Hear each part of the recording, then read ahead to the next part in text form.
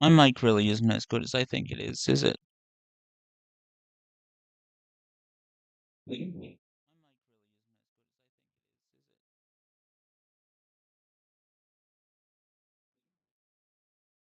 Yeah, that's a sigh.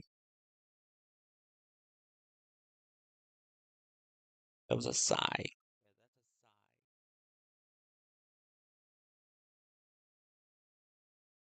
Okay, so fans population. Dude, do do. While we play Pokemon Scarlet, I want you to listen. I'll go over to OBS's shit and this thing, this AI thing, Google LM Google.com. Now, I would recommend uh trying to find like a YouTube video that's talking about it with the correct link because I looked it up. Like I looked up and there's this one .google and then there's .google.com. It's different here. I'm just afraid that there's fake site, created by someone suspicious, malicious. I don't want to say probably Indian, but that's the first thing that I'm thinking of. I don't know how often, but I've just seen one video where about this fake website. It was like a fake for Geek Squad, something.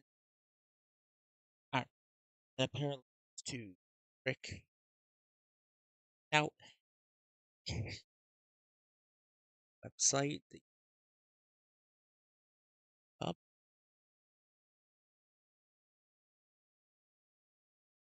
but I guess people don't know what they're doing, and it was Indians. I think even Indians know what I'm talking about. Even the, the malicious people scam other Indians. So I think we know that criminals don't they target anyone. Criminals, whether they're white or black or Indian, Chinese, Jamaican, just black. No matter what race they are, no matter what ethnicity they are, no matter what nationality they don't well they could discriminate. They could avoid their own race or their own nationality, whatever. But I who was it that said they're us? Like it was an Indian talking about like phone scammers. They're like it's us. Like they're scamming us as well. It's other Indians. It's Indians scamming Indians, like something like that. There was a video that I watched when I was in the condo in January. Maybe it was February. It was like surprising scammers with their own names. Like, and so this guy like hacked them back and like looking through their camera feed, and he was talking to this woman and said her real name. She was like, "Wait, what?" And it was this group of horrible people, no matter what race they are. Serious. Trying to get the money of the elderly are clueless when it comes to computer. I'm hungry. And I'm sure it's not always in. Sure, there's white people who and I don't know if there's black phone scammers. I'm sure there's malicious phone scammers of every race, but just be careful of which links you're clicking on, no matter what you're searching. Like with a lot of website, I would recommend going to Wikipedia and then clicking on the website from there, or going to like someone's YouTube video about it, like this guy. Sort of looks like Elon Musk, but he's not. Never seen this man before in my life. He looks like I was gonna say Walmart brand Elon Musk, but that doesn't. I hate that. Sort of like how similar Michael B. Jordan and Nick Cannon look, except Michael B. Jordan isn't a piece. What was that?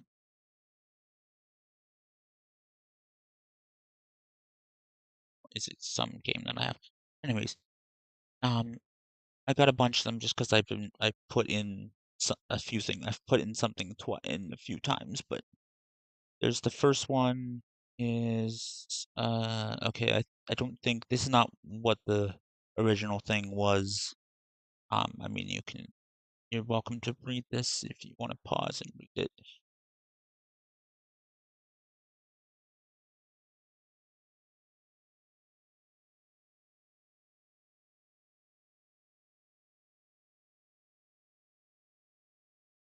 It's a scrapped uh chapter. I don't think this thing goes into detail about that. It's just talking about my Nexus of World Details, which I started to write like a while after I wrote that original chapter. I don't think it's talking about this. I don't think it changed it's what the conversation was about. But this thing you can put in it's mostly like study guide type thing. Like you could put in information and then have these two people, these AI people, like it generates a deep dive, so it's like a podcast. And it's like is a man and a woman talking about whatever you put in. So you could put in stuff that you want to study for. You could put in whatever. I just put in my own shit. I put in my incomplete uh, details on my story, and then after that, I put in um, is it that's yeah, it says a different deep dive because I put in um these two chapters of the same perspective. I had to change them so that I had to edit one so that it actually ended at their so they actually were more similar. Um, but there's two versions of it here because um in one instance I put in one and then I added the other afterwards, and then in a different instance I dragged them both together. And this is just the one chapter by itself that I just did. And what's the oh shit? What's this one? That's the two of them. Okay. Fuck.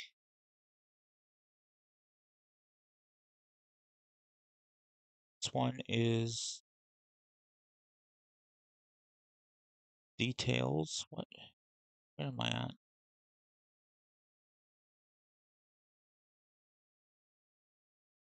Oh, that's just the one by itself. But as we go through the game, I want you to listen to it because it's so cool how it's like two people talking about it.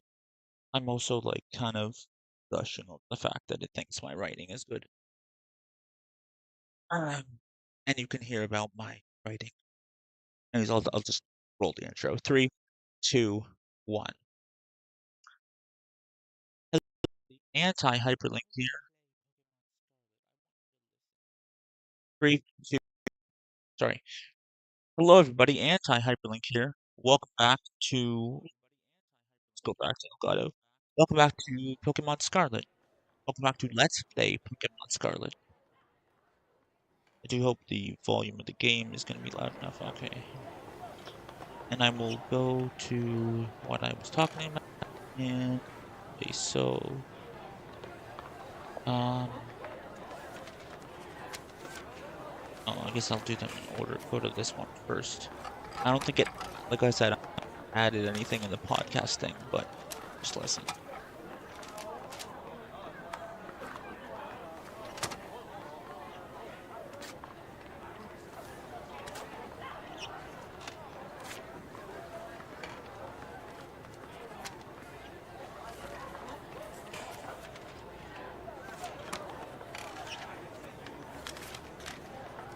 Okay. I gotta turn up the desktop audio. Called the Nexus of Worlds, where myths and reality get a little, well, messy. Sounds intriguing. What's the source material this time? So we've got our hands on this document that lays out this whole world, and the core concept is seriously cool. It basically asks, what if all those crazy stories about gods and monsters were actually about advanced extraterrestrials? Okay, I'm listening. Like aliens were the gods. Yeah, but it goes deeper than that. Imagine Earth, way back in the day. We're talking prehistoric times. These super powerful, shape-shifting aliens show up. Oh, so they're not just some random tourists passing through the galaxy. Nope. They decide to stick around, build a whole civilization here, right alongside early humans. Kind of makes you think about those ancient astronaut theories, right? Definitely. I mean, think about it. Imagine trying to explain spaceships and lasers to someone who's just discovered fire. They'd probably assume they were dealing with gods. Totally. But here's where things get really interesting. Of course, it wouldn't be an ancient world story without a little catastrophe, right?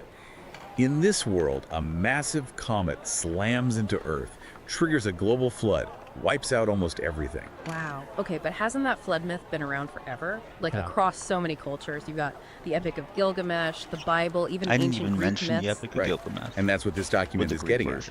It suggests that these myths are rooted in a real event, a shared history, but one that's been interpreted and reinterpreted across countless generations and cultures. Fascinating. It's like a giant game of telephone, but with gods and monsters instead of whispers. Exactly. But I'm guessing things didn't go so well for the aliens, even with a massive flood. Yeah, so after the flood, these gods have a choice. Stick around on a devastated Earth, or pack up and head back to the cosmic drawing board. Now this is where the whole multiverse thing comes in. There's Earth 0, where they stay and rebuild an even more advanced society, and there's Earth 1, that's the timeline we're focusing on today, where they bail. They leave humans to pick up the pieces, and only the stories, the myths, remain. Okay, so no more cool alien Yo, new kid, glad to have you. What? What? You want to talk to me? Welcome to the academy. Am I supposed to sit? Looking for Nimona? You got called to the staff room just now. Am I supposed to sit down? Or am I supposed to leave?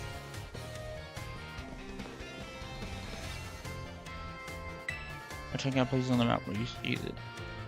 I'm obviously gonna have to pause this thing. Heck. Just legends and rumors. I can see how that would make for a good story. But do these Earth 0 and Earth 1 timelines... You said Earth 0? What? ever interact? Is there like a portal or something? Oh, we're getting there. But first, let's talk about those myths. Even with the gods gone, their influence is still all over the place.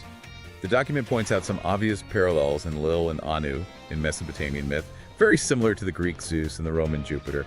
And then you have Indra, the Hindu god of war. Sure. Welcome. Hope your studies are going okay. What do you have today? 5 alarm sandwich?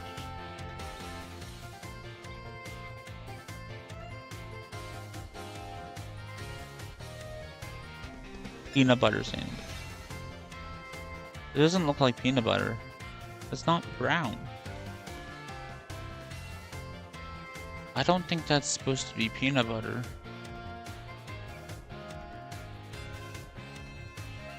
Pickle sandwich.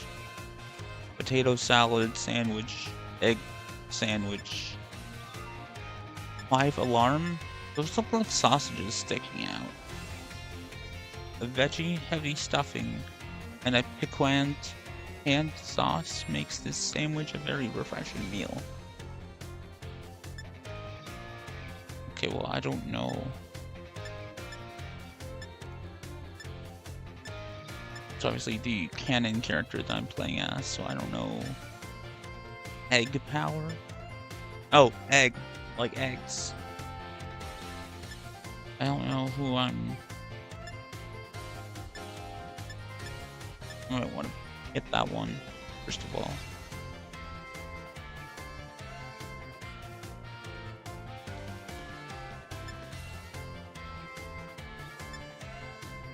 I'm assuming there's no trade, like, you know, like, I always want the trade Pokemon and any Pokemon that you receive in the story to be canon theme. Of course, with Red, there's a lot more of that than 6, so I'm gonna have to go back to Fire Red or play Red and do what? Either I can do both really, and use the trade evolutions as well. I go out of my way to get those extra things, extra Pokemon. You trade them for the whatever you get for it. Sorry, I'm just not speaking right. I'm not high, so I get experience point power. Let's get a peanut butter sandwich. Peanut butter jelly time, peanut butter jelly time. Wait. 1,020 Poke Yen. It's just supposed to be yen.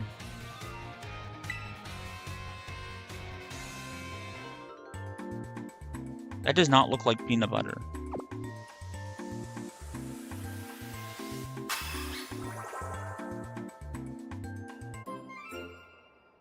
Oh shit, I should have made sure that those were in my party. I don't think I have a fairy, electric, or a ground type. Also, that was really weird. What do you get when you mix a Rotom with a microwave? When Rotom enters a microwave, it turns into Heat Rotom. I heard it even changes type. You know what I really don't understand? The Rotom phone? Does that mean that everyone has a fucking Rotom? Can the Rotom move out of the phone? Because it's a phone possessed by a Rotom. Like, talk about everyone having a fucking legendary. Rotom is a legendary, right? Or am I wrong? But like, everyone just has a Rotom, but you can't use the Rotom as a Pokemon. I can't remove my Rotom from my phone and use a Rotom. This is fruit, right? I've been told there are Pokemon that camouflage themselves as fruit. Probably. No, I want to go this way and talk to Backpack Boy. Oh, hey, so we meet again. You remember me, right? Oh, from the lighthouse. Yeah, exactly. That's my little know-it-all. That's my little know-it-all, buddy. Got a mind like steel trap, eh? Making fun of me, bitch? No need to tell me your name. Scarlet, right? Well, school seems to be talking about you. Oh my god. I was gonna say that the map reminds me of Hogwarts Legacy. And, like, the whole school is talking about you. Like, oh, and I was gonna say, like Harry Potter, but no, like the character in that game. Except, this game is older, or is... Yeah, Hogwarts Legacy came out last year, didn't it? 2023. This game is definitely older. Did Hogwarts Legacy take things from Pokémon Scarlet and Violet? I mean, there's going to be obvious parallels to Harry Potter with the school. Except there's no houses, and you're not a wizard. could have all fairy types. You could probably make your character look like Harry Potter. I kind of want to do that now. I don't want to play as Harry Potter. Not for this Let's Play, but... That's another thing. Besides all my characters and myself, and the canon character, for different role-playing games, I could play as, like, other fictional characters and, like, be them transported into a world. Like, Skyrim, I could play as Thor. Or Jesus Christ. And yes, I called him a fictional character because that's what he is. Assuming that there wasn't a historical Jesus Christ. I started listening to a audiobook, The Great Course of the same company that I've been listening to, about the historical Jesus, and the guy goes into detail about how the different gospels talk about Jesus in very different ways, or a couple of them talk about him in the same way, but like the first one, it makes him out to be just a regular guy who calls himself the Son of God. And a lot of things were called the Son of God. A lot of people, a lot of like prominent people were called the Children of God, and or men probably. Israel was called the Child of God, like Israel, the country itself. So there's that, and then the next time, it's like the next gospel, Jesus says that he's like God, but he's not equivalent to God. Or he doesn't say that. The audiobook guy says like that doesn't mean that he is God. And then the later one is like he is God. So what I take from that is that there was a historical Jesus, but he wasn't a God, and he wasn't God. I would assume that means that he didn't turn water into wine, and he didn't do any like magical things. I mean, I'm not against the idea of magic, or the idea that he's an alien, that an alien came down and... Oh wait, oh no, hold on, no, I was gonna say had sex with Mary, but Mary's 14. Oh boy.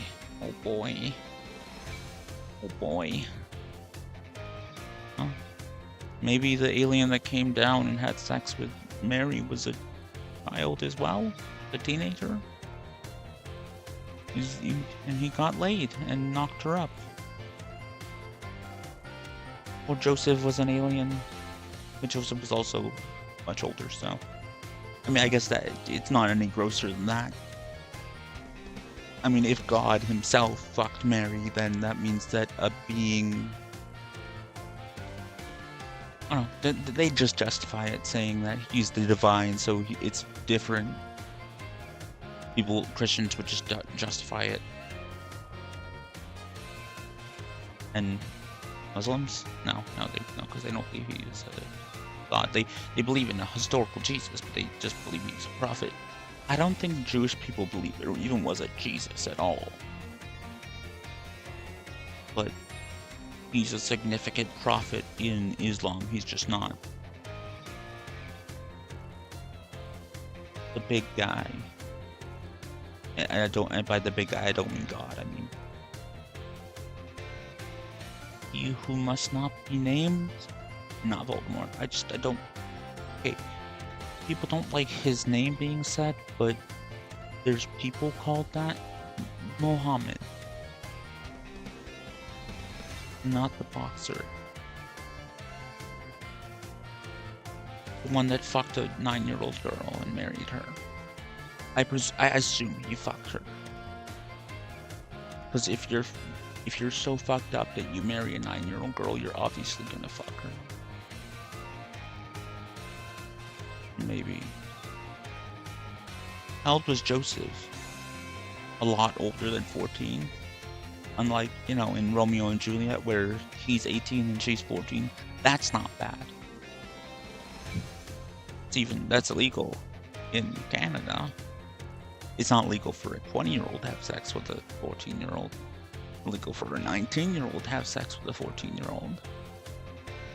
16 is the age of consent, but there's like everyone, or if you're under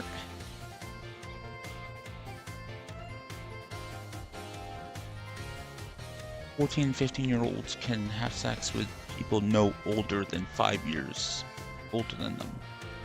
So a 15-year-old and a 20-year-old having sex, that's okay, as long as the requirements are met, or as long as it's not, as long as there's nothing, they're not sneaking around, and there's no position of authority, and then that other one that I keep on forgetting. So a 14 and a 19-year-old, that's legal, and a 14 and an 18-year-old, that's legal. Also, it could be a freshman and a senior, or a grade 9, a niner and a grade 12. A minor niner. That makes it worse. The new kid showed up with the president of the student council. I normally wouldn't even bother showing up for class, but I came all the way to school today, just to talk with you, our new celebrity. You've got to help me out so I can finally make my dream a reality. What's this dream first? Got your attention, have I? You want to hear all about my dream? My dream, right? Sure. Well, this might come as a surprise, but the fact is, I'm all about that picnic life, the great outdoors, the perfectly prepared sandwiches, all of it. You don't say.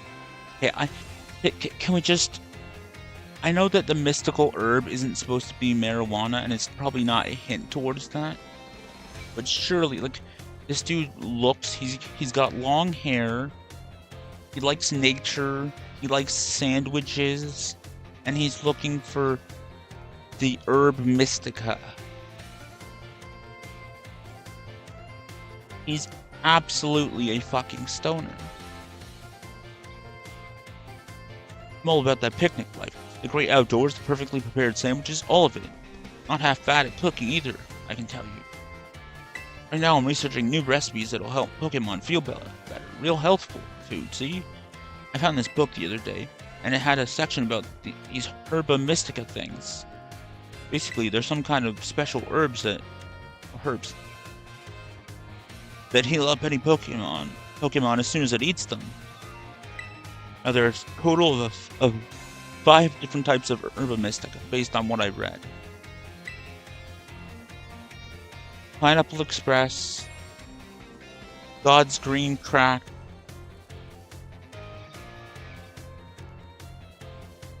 I know that's supposed to be like green crack, but now it just sounds like God's ass crack is green for some reason.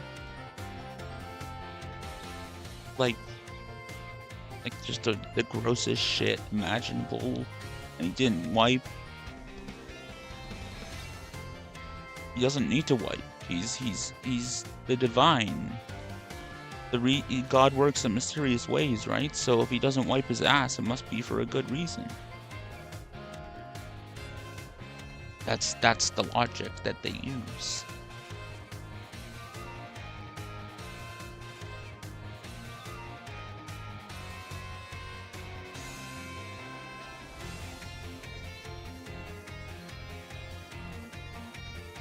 Just taking a little lick of them once they've been powdered will get your blood flowing, provide nutrients, prevent aging, it'll even boost the immune system.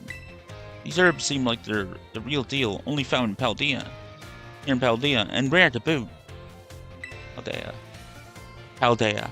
But this book says they're all guarded by Titan Pokemon, meaning that it's going to be pretty tough to grab even a few sprigs.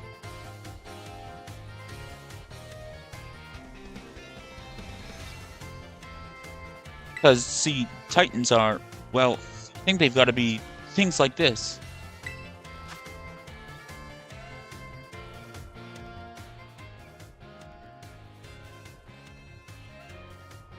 Monsters of Area Zero. As we descended further into Area Zero, we began to catch glimpses of mysterious Pokemon, though we wondered if these huge, ferocious Pokemon were indeed Pokemon at all. One of our team suffered a brutal blow from such a beast and was mortally wounded, forcing us to retreat for a time. Monsters of Area Zero. A member of the survey team captured this photograph by chance. I noticed a passing resemblance to the Pokemon known as Donphan, yet differences such as its sheer size and the shape of its back set it apart, as do its great tusks. It's from the past. I really want to get those herbs for myself, but I'm not very good at Pokemon battles. Don't have any friends with strong Pokemon to lend me a hand either. And I never hear the end of it if I went crawling to that student council girl. It's 9:30. I don't want to be down here right at like 11. What? But here you waltz up. You gotta help me out with this. You'd be perfect. Yes. I'm not sure. No, wait. I don't need an answer yet. I'll just register the places where it seems there might be Titans in your map app for you. I just said yes, did I not? And look at his fucking phone case. Titans layers have been added to your map app. You guys shouldn't have done that yet. I'm gonna do everything. Let's do a bit, and we can get more into the details later. And in the meantime, take this. A little gift for listening and all. A bag of stardust. Wonder what that is. Crack? Oak? Probably, Keith. So I can make some hash? I don't know what he just said as he ran away. Meal powers. I'm gonna have a good meal, get some meal powers. Maybe that'll help my grades. Okay, hold on. If this kid is here, how old is the main character? Is she like teenager? Because this kid looks like he's... I don't know. Is this kid 10 or 11? I'm running for seconds. I haven't even found first, and I owe 31 seconds. That was meant to be a Spanish voice. I want to apologize to the Spanish community. And by Spanish, I mean Spain, not Mexico or anywhere else. Well, Spain, and so Spanish, Portuguese, and whatever else Aldea is based on. Ro-to-to-to-to. Ro-to-to-to-to. Ro-to-to-to-to. Right? Scarlet, correct? I hacked your smartphone so I could talk to you. Hope you don't mind.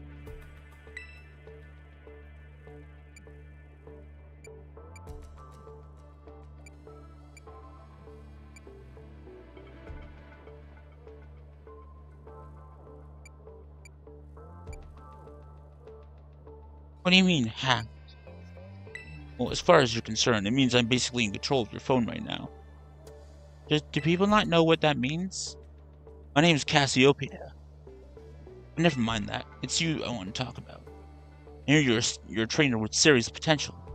If that description is accurate, there's something I'd like to ask of you. Tell me, Scarlet. You know about Team Star, right? Yes. Great, I appreciate you being upfront here. Team Star is a group of troublemakers formed by some academy students a while back. They cause headaches for the school and try to bring other students down to their level. They're evidence that Game Freak is going downhill. And I refuse to sit idly by and let them get away with it. So I've come up with a plan to bring down Team Star and force them to disband for good.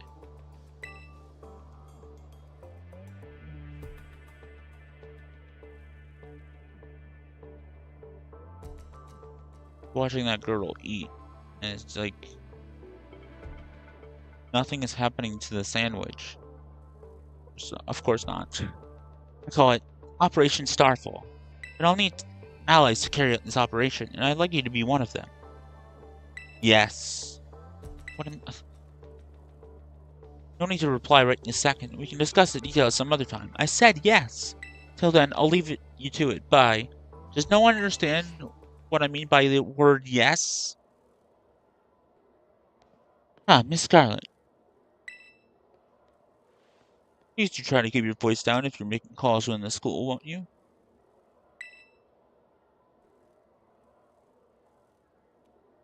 Can you hear me? I just said yes. That's literally all I said.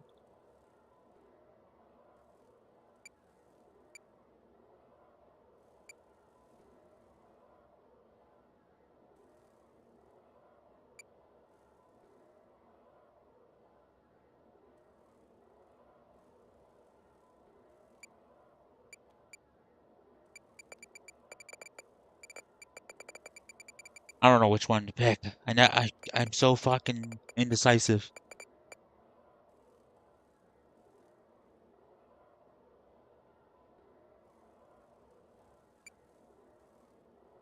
Does it matter? Please do try to keep your voice down if you're making calls in the school, won't you? Okay, that's all I'd say.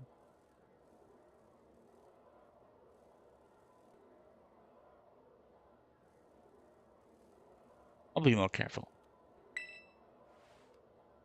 Don't want anyone else overhearing any personal information after all. Honestly, there are so many things we need to be careful about in this day and age. On you go then, young lady.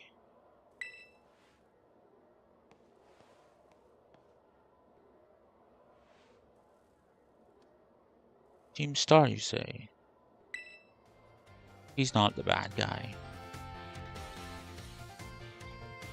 I don't think I'm going to be able to have you listen to the podcast thing. It's been 36 minutes already and I haven't done anything. Fuck, okay, so I'm going to have to keep on going. And do some serious, like, shutting up.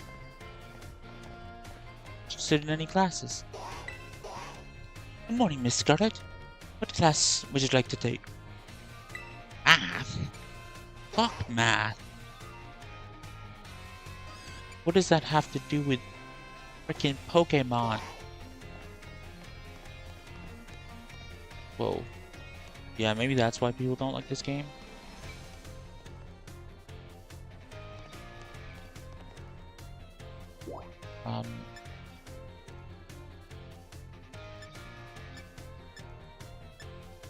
Staff room.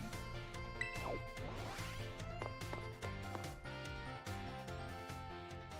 me try.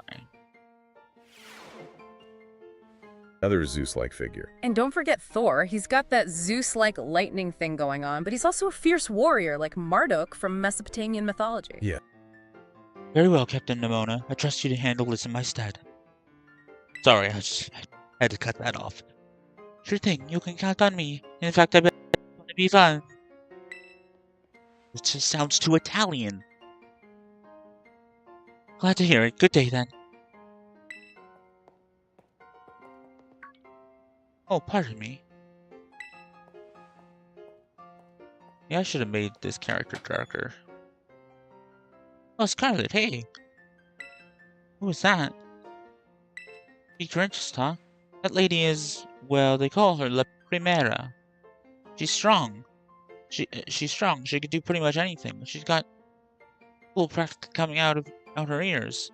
She's basically everything I want to be, or that any Pokemon trainer would want to be. Really, or what any Pokemon trainer would want to be. Really.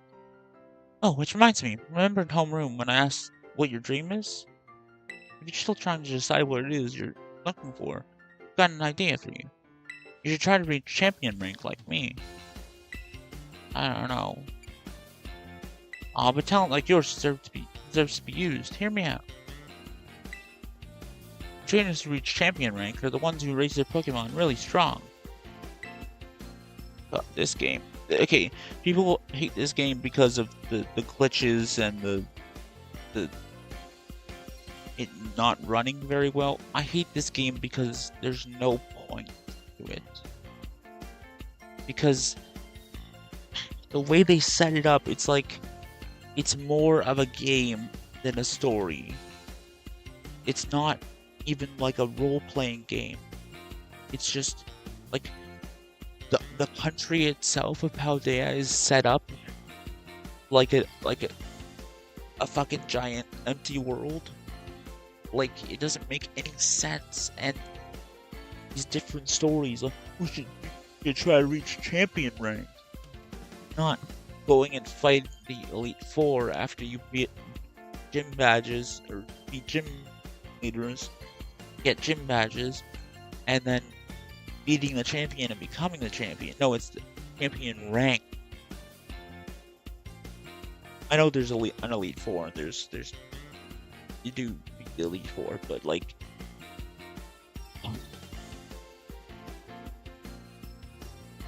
And Team Star are just a bunch of hooligans, and there's this other thing with the Urba Mystica, which is interesting, but, and I do know the story, but there's not really a bad guy. Even knowing the story, there hasn't really been a bad guy for the last few games, like Team Yell or whatever weren't a criminal organization, and then in Sun and Moon, there was a gang, but they were barely the bad guys. Like,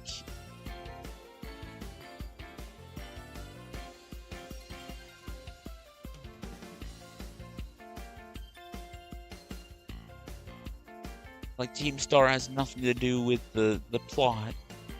There's basically no plot.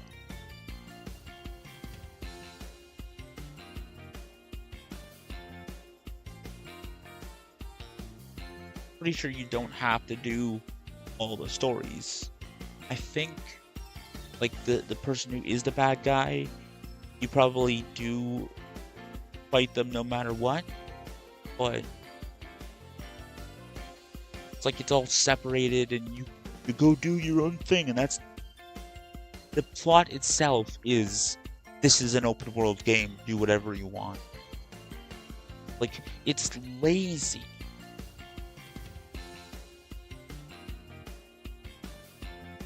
Because of the generation before me and my generation that doesn't want any kind of linear storytelling.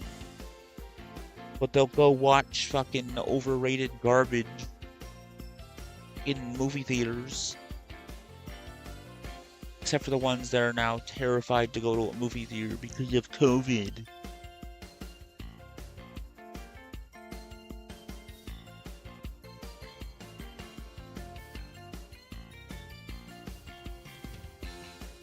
Whatever. And it's just, I can't put into words why I don't dislike this game as much as I dislike Breath of the Wild, because it's still Pokemon, and it's still, I don't know. I mean, I haven't beaten it. I haven't beaten Sword and Shield, even though I do like that game more than this game. And I don't dislike it for the reason other people dislike it. Like, oh, it doesn't have my favorite Pokemon in it. Or the trees look bad.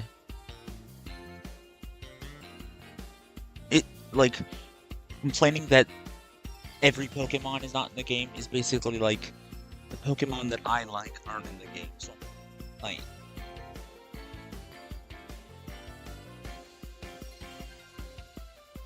someone's satisfied with all the Pokemon they can get in the game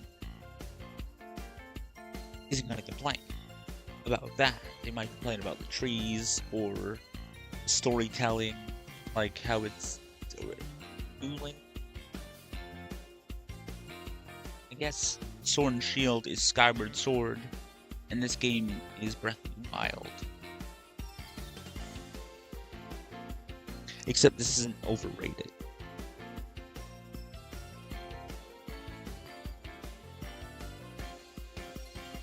Like, I can put into words why I dislike Breath of the Wild. The combat is terrible. Well, that's me parroting someone else's opinion. I don't really know that much about the combat being terrible, but apparently it's not intuitive enough.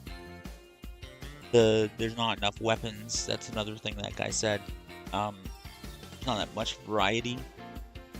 What I don't like is that they took away everything about Zelda games except the fact that you can't run around in a post-Ganon world. It would be so cool, especially with the open world. It'd be so cool in any of the games to be able to travel around in a world where Ganon has been defeated and talk to people, and maybe there's a post game, but there's never a post game in those games. Like the shit that people like about Breath of the Wild is, oh, you can go around and collect Koroks. Okay, I don't. This is not fucking Super Mario. I don't want to go and collect a bunch of fucking things and barely getting any hits on something before you die. No, that's not. It's a skill issue. Shut the fuck up. Like, you have to basically be really careful with conserving weapons, because if you run out of weapons, you can't get any weapons unless you find them.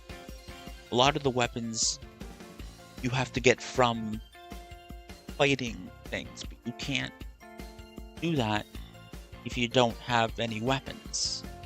And I've gone into my file and gone in search of weapons and then been assassinated on the way to finding weapons. And then I started a new game on the Jason account, and it was still the same thing. And like, there's no plot, and it's all just memories, and it's like, oh, you can go fight Ganon now. Basically, the plot of the game is Ganon at castle, go defeat him. Ganon go burr. Like, I don't even know what that means, but it's like, and the one game where you would want to name the character something other than Link, you can't. The one game where it's meant to be open world and you can customize, you can choose which weapons he uses, and you can put on different costumes. I mean, you were able to do that before, but it was very limited. You can't name him something else. So I can't play on Jason's account and call him Jason and go around in the classic green outfit or with like a hood and be an archer, and then go into the Abraham account, call him Abraham, and have a sword and a shield. Now, with magic, there's usually only magical weapons and magical items. Like, there's never been magic, like just shooting out shit. That's what I would love in a Zelda game. I would love for them to actually make a fully realized RPG set in the Zelda universe, where you're not necessarily Link, or maybe you are Link, but Link doesn't have to be human. He doesn't have to be male, so they don't have to be male. And you can change your skin color and your hair color, like sort of like, or exactly like Skyrim, where you're the Dragonborn, but you can be a Nord or an orc, for fuck's sakes, or an elf, like the different kinds of elves, or a Redguard. I didn't remember what they were called. Like the different kinds of humans, or the different kinds of mare or man. That's it. Oh, and Argonians. Sorry. Oh, and Khajiit. Forgot about those two. Orcs are technically mare. Like, they're just a very different kind of elf. But they're Osmer. So they're technically elves. Or they're mare, but not elves. And Khajiit and Argonians are just beasts. But like, imagine a Zelda game where you name the character, you can customize the character. You can be a Zora, you can be a Hylian, you can change their skin color, you can be a woman, a girl, I guess, if it was still teenaged Link or whatever, then I could make my characters, and there's a magic system. Or you just like have a staff that shoots out magic. That would still be a magic system, but you know what I mean, like, and then green potions, red potions, blue potions, like, would all be what you think they would be. I don't know what they are in normally. The red potions are obviously health. Blue potions are for magic bean, or is that green potion? What is it in? Is it different depending on the game? Like in Wind Waker versus in Ocarina of Time, whichever. Anyways, no, but like, no, hold on. The weapons break too easily in that game. Like, you can't repair your weapons. I don't think so. There's not enough variety, and I guess the combat isn't that great. There's not really much of a plot. But there's a lot of character moments. Which, that's what people think a good game is, or a good story is open-ended story, but good character moments. Like, people who don't know a fucking thing about storytelling shouldn't be commenting on storytelling. I don't know that much about storytelling, despite being a writer, but I don't know. This game has a plot, but what I understand, like, it's just very limited. And it's too much of an open world. Like, this is not believable as an actual country that people live in. Like, is Spain that open? Like, Spain and Portugal and wherever else? Like, there's that much empty space? Like,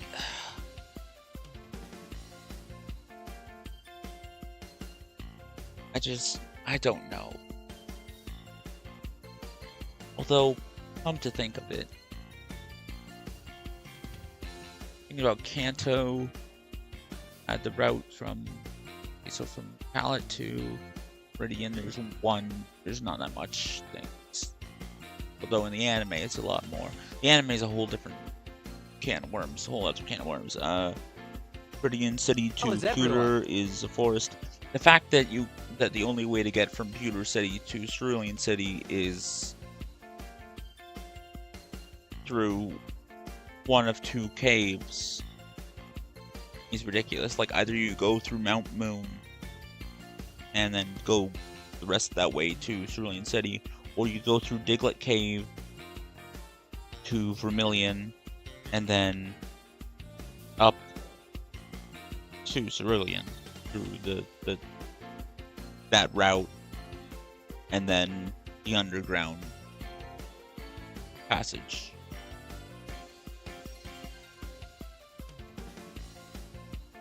That's weird. So that's like a weird design for Kanto.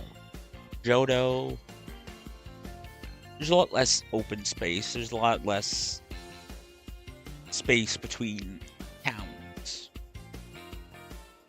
This is like, there's like so much open space, and it's really hard to navigate.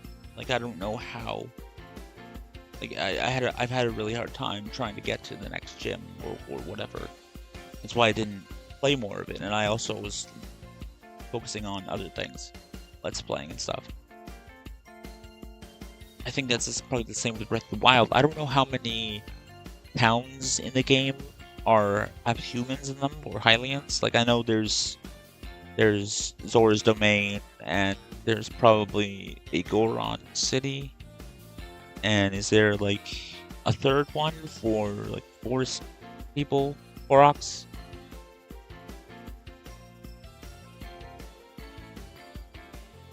I don't know. Maybe the second game is better. Maybe Tears of the Kingdom is better, but I am not paying for it. if someone wants to send me a gift card that would pay for that game, then I will gladly try it. But I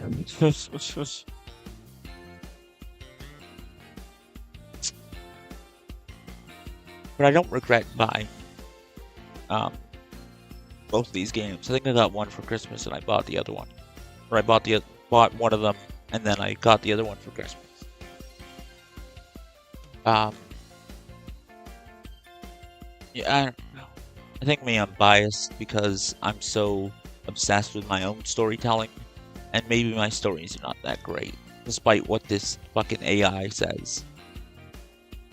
They're pro-tier battlers. Their moves keep crowds absolutely on the edge of their seats. See, now it's been longer, and I still haven't really done anything in the game.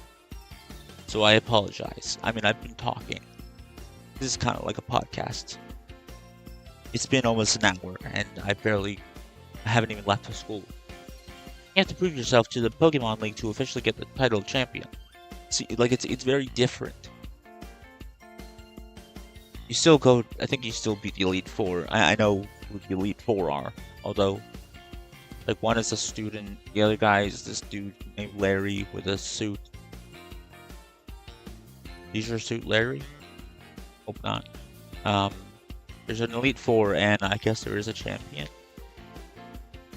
Isn't that check that just went by? I assume it's similar, and but you can battle the gyms in any order, which means you don't have to.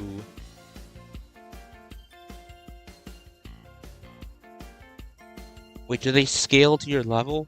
No, they don't scale to your level, but you can beat them in any order. I think that's what the case is.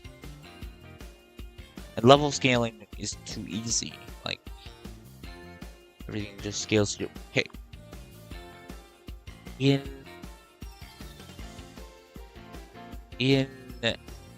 Oblivion and also Fallout 3, they don't scale to your level, the enemies. So you can go in a cave, be obliterated, and be like, I'm gonna go there later. Or some dungeon, whatever. But in Skyrim, if you visit a place when you're like level 3 and go back there later, you're gonna obliterate everyone in the fucking place because when you went in there, it's scaled to your level. And that's not really good. I don't know, there's probably arguments for both, but I've like heard like what I consider to be like the better thing based on people talking about it, and I agreed with them. And I know, like, people say you gotta think entirely for yourself, but I think people don't understand, like, okay, you can't just think entirely for yourself. You do have to take people's words. Like, you do have to take facts as facts. You can't just disagree with actual facts. You can't disagree with reality. You can disagree with people's opinions, but not facts. And people think that think for yourself is just not believing anything that you don't believe. Like, not believing things that don't sound right to you, even if it's a fucking fact. Nice to meet you. I'm Jacob Rupert.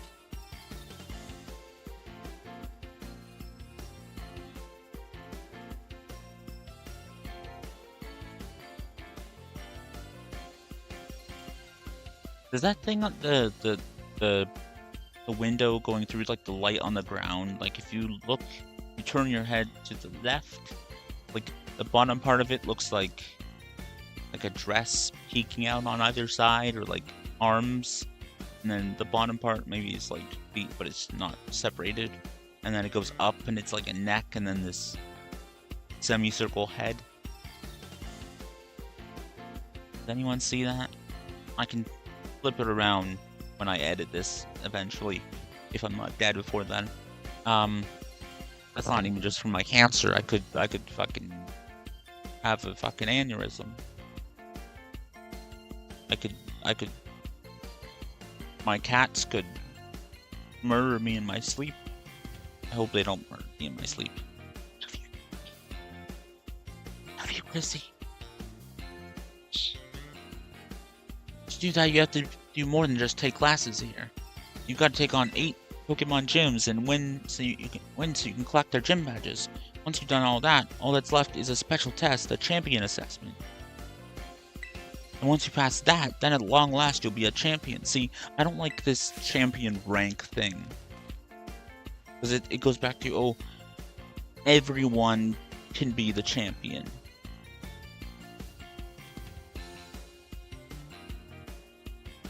In every other region, there's one champion. You beat the 8 gym leaders, you beat the Elite Four or whatever, and then you beat the champion, and then you become the champion and you defend your title. And if someone goes and beats you, then they're the champion. But in this game, you beat the Elite Four, you beat some test, and then you're a champion. It's sort of like Pokemon Master, I think. Now, what the fuck are the Elite Four, the different Elite Fours in the anime? Because in every season, Ash isn't going and beating the Elite Four, then fighting the champion. He's taking place in a tournament. He takes place taking part in a tournament. Why can't I English? Why can't I words today? So who are the Elite Four in the anime? Can people go and fight the Elite Four and then fight a champion? Like, in the anime, okay, so Kanto, obviously it was... Oh, wait. Who was the champion before Blue? Was it Lance? Okay, well, with Jono, with the 3 years later. Obviously it's not 3 years later in the anime, but Lance in the anime is not a champion. Maybe he is in the Japanese version, but in the English dub, he's Pokemon G-Man.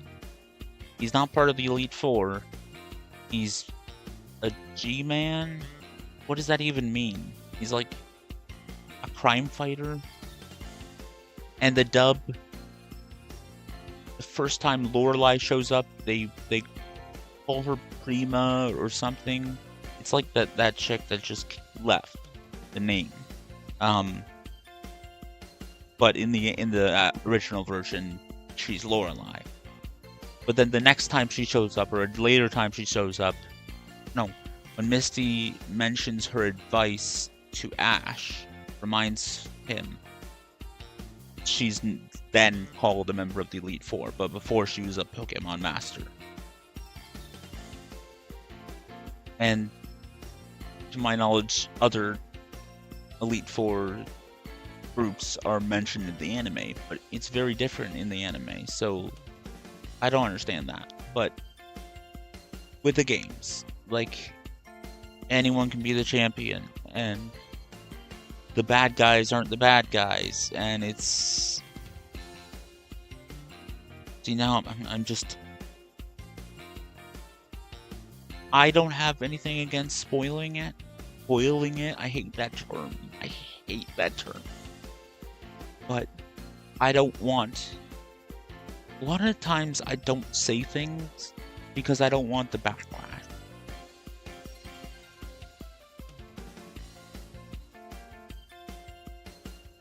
Like, I say the slangy version of the N-word because I know that there are people that don't care, and for some reason I don't care about the backlash for that. Whereas, you know, I would say the actual N-word just as a word, not to someone, not about someone. I said that one time, and I was like, oh, shit, and then I just kept on saying it for some reason. I was not thinking. But, like, I think that you should be able to say it when talking about it. But I don't want to say it to someone or about someone. It's not that I want to say it, it's that I don't want to be prevented from saying a word. because I find that silly. Even with slurs, I kind of find that silly.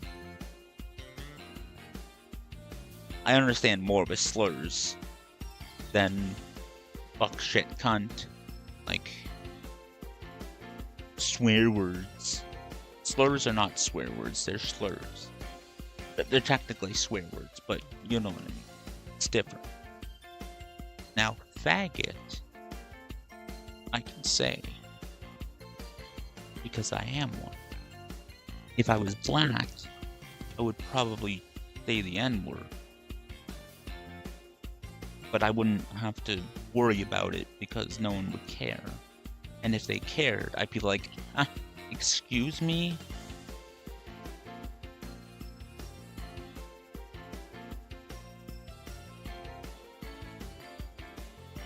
Especially if it was someone who was not black getting mad at me for saying the N-word. If I was black and I said the N-word in the video, and like the hard R one or the soft R, whichever, there's not soft R, nigga, or the actual word with the at the end. Use my language. If I was black, or if I were black, if I was black, whatever. If I was a black man and I said the N-word in my videos and some white person got mad at me, I would lose my fucking shit. If it was another black person getting mad at me, I'd lose my shit, but less. I'd be like, okay, just ignore me. Like, I'm black, I can say the word. I'm bi, so I can say faggot. I like that word, it's like slut. I take it as a compliment.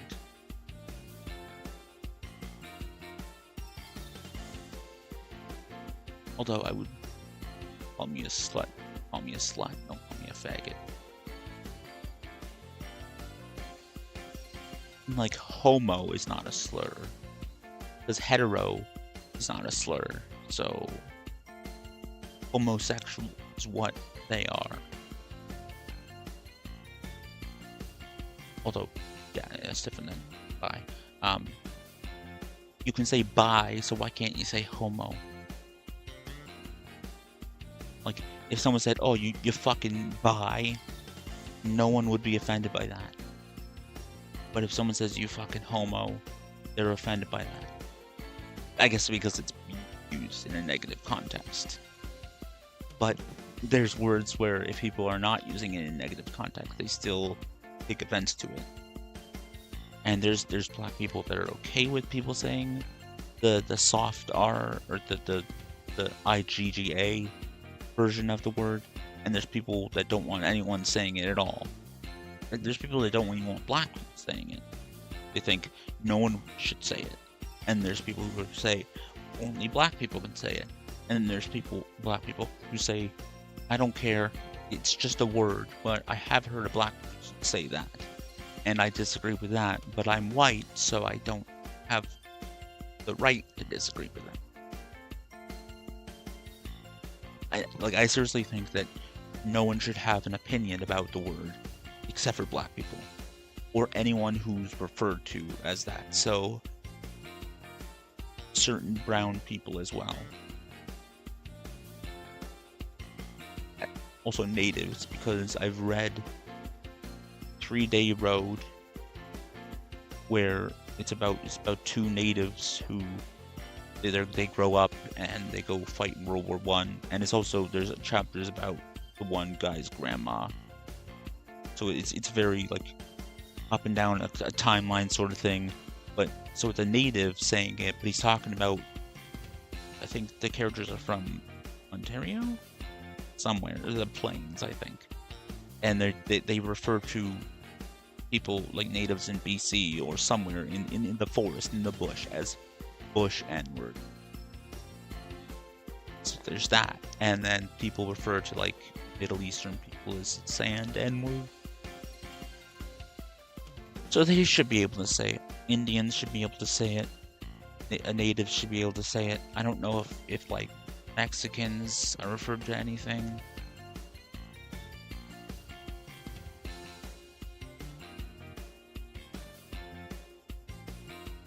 But white people aren't. called that. They're called crackers. Apparently, the word cracker as a slur for wipers predates the slave trade. I don't know where that comes from, though.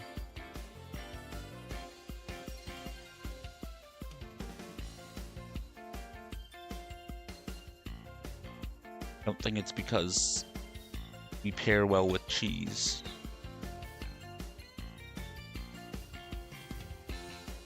Go well with cheese and we're salty. I mean, you could refer to me as a cracker because of that. I'm salty. I get pissed off at things. I'm really passionate about things, salty about things, and I like cheese. Although I don't want someone to slap cheese on me and take a bite out of me.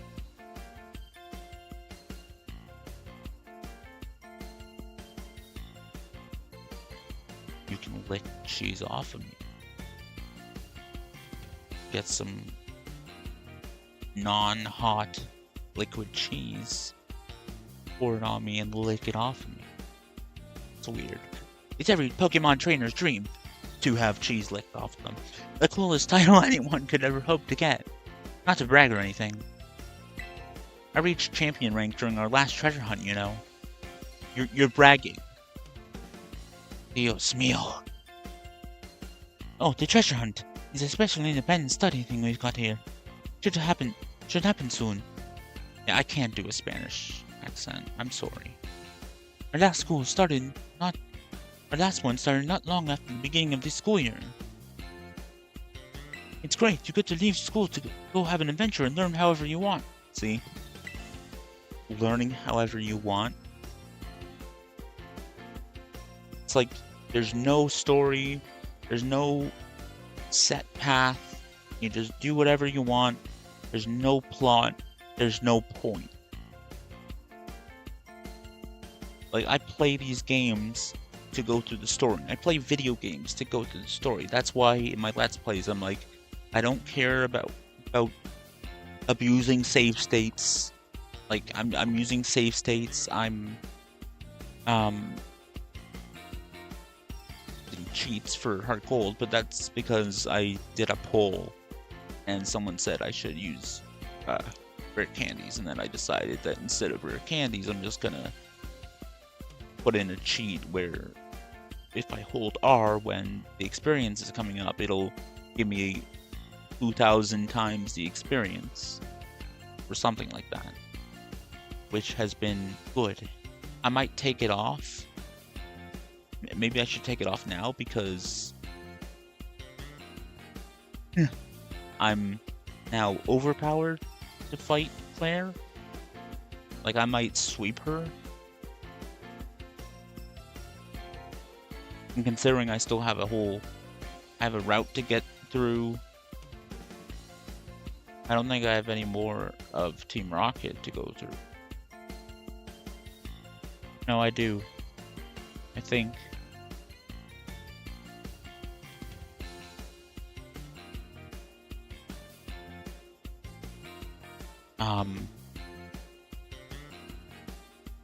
And I have Claire, and then Victory Road, and the Elite Four, and the Champion, who's Lance. Yeah. Like, Claire's Pokemon are at like level 30 something. They're not past 45, I think. I think that's what I said the last time. And I've cheated my Pokemon up to level like 50 something. So yeah. It was just because it was really hard for me to train. And I think I did things in a screwy order. Like, in the older games, there were some times where you could do things in a certain, like in different orders. And I kind of fucked up the order because I think I fought stronger people before fighting weaker people. So if you fight weaker trainers or weaker Pokemon with strong Pokemon, you don't get as much experience. Or you get the same amount of experience, but it doesn't help you as much because you're stronger. So that's why I was like, okay, should I keep trying to train? Should I use rare candies, or should I give up and just stop playing Hard Gold? And the one person that voted on the poll said I should use rare candies, so I was like, fuck it, I'll do that. And then I changed my mind because rare candies can kind of fuck up things. I'm going to mute my mic for a minute.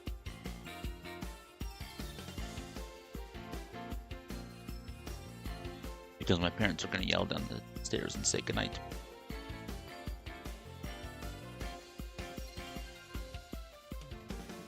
I'm going to go put my cup upstairs and say goodnight to them.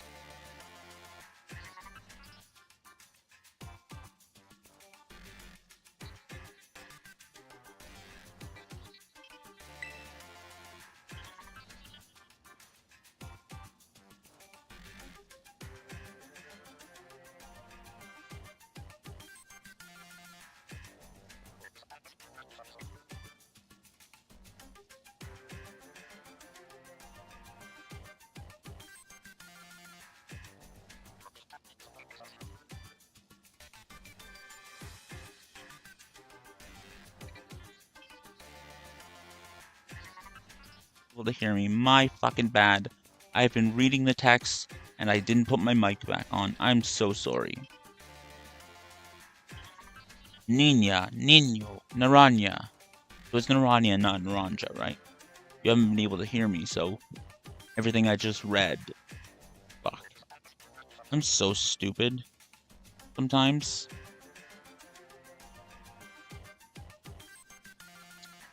Not that I do not mean to offend you. In fact, I wish to ask for your assistance. Does that sound Italian or Spanish or neither? Assistance? Assistance? Or with what? Assistance? With what? There you go. Yeah. Yeah, see, people don't like the textures. Look at Koraidon and how shitty it looks. Like, Scarlet looks alright. Don't take that out of context. And the professor, or the headmaster, the director looks fine. Sort of. Like, the textures on Scarlet look alright. Like her hair and the arms. The backpack kind of looks like shit. The clothing looks alright. Those gloves look alright. With the director, his clothes kind of look like shit. The character models are alright in this game, but it's the clothing and everything else, like that chair. The carpet's alright, I think. That further in the background looks better than the stuff in the foreground. The bookcases over there look kind of alright. The desk looks alright. But that fucking Pokemon looks like trash. Like, look how shitty that, like, the blue on him and his legs, like, or its legs, their legs, her legs, whatever. If no one would see, the people that care about pronouns, like, of course pronouns are not a new thing. If you think they are, you're fucking stupid. Oh, this person called me. What did they say? That's not a new thing. Like, yeah, you could say he or she, but they is just fine. No one would care if I said she.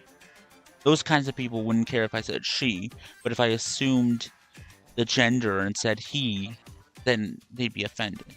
I guarantee that's it. Because non-binary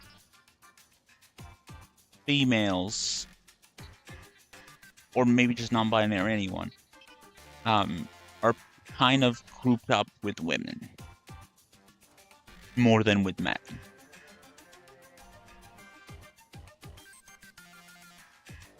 Because non-binary females tend to still act like women. And I say females like they have a vagina. If you have a penis, you're a male. You can call yourself a woman. You can be a woman, but you're not female. At least not everyone? Physically. Not your body. Now, once again, neurobiology has shown that trans people have a brain that resembles what they identify with. So, a trans woman would have a brain that strongly resembles that of a cis woman, but also it would be a cis hetero woman, because gay people have a similar thing going on with their brains. Like, John Barrowman has a brain, part of his brain is female. He has a percentage of female in his brain. So when people say, okay, trans people are not super gay, they're kind of wrong. Like, in a sense, trans is just a stronger version of gay. Like, maybe I'm interpreting it wrong, but I think you know what I mean. Like, if a gay man has a small percentage of female in his brain, but a trans woman has a bunch of female in her brain, enough to where she acts more like a woman. Now, that is where I don't understand. Not every trans person is transitioning because they don't like gender roles. Some people just want to look a certain way, or I don't know, different things. But you're still adhering to gender roles by transitioning, like, well, of course. But not all cis people adhere to gender roles.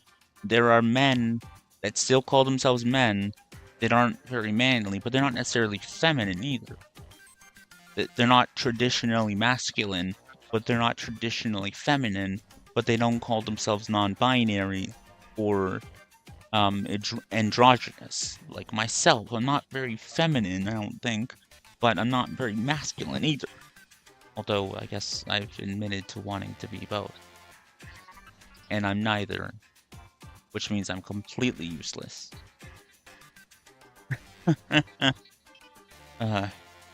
Meaning Nick is not masculine and Emily is not feminine. Well, that's where Nicholas and Emma come in. But I really hate that I'm gonna change. I mean, I should stop saying Emma, because then Emma has the braided pigtails, and she basically just turns into that girl from school. And I don't want to. Then I'm like seeing myself as her, and then sexualizing her, and then it's like weird things. She wasn't very girly, like she wasn't like giggly and like traditionally like stereotypically girly. I don't think many women are like that, or girls. Obviously I met her when I was like 13 or 14, so, hold on, let me see, 10, 11, 12, 13, 14, 15, right? 11, 12, 13, 14, that's grade 8. Grade 9 is 15. So I met her in my second half of grade 9. So I turned 15 in the second half of grade 9. And that was in January, before the second semester. I was 15 when I met Emma. Yeah. God, I miss her. There's so many things that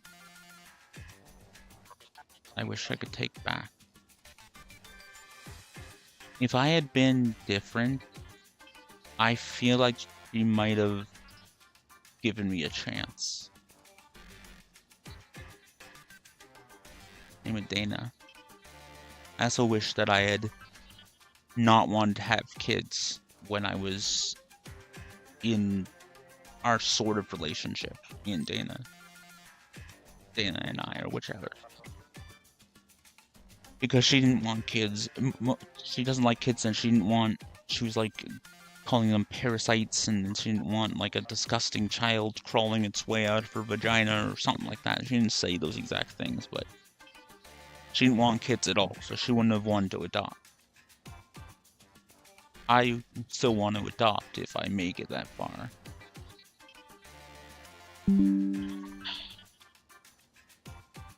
I'm so sick of web protection being turned off on my phone without me doing anything. And that's happened with like Windows Defender being on my phone and Bitdefender being on my phone. Like, I keep on getting alerts that web protection is turned off, and I have to go into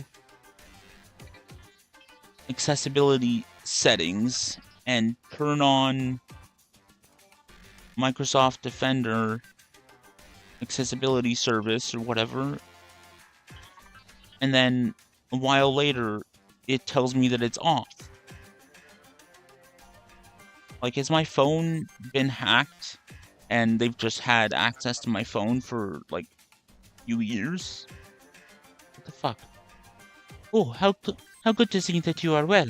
It has been quite a while since we last met. Yeah, so if and when they do a Pokemon game set in Italy, or like based on Italy, set in a region based on Italy, I will be good. Like, maybe my Italian voice isn't good, but I will be comfortable doing an accent.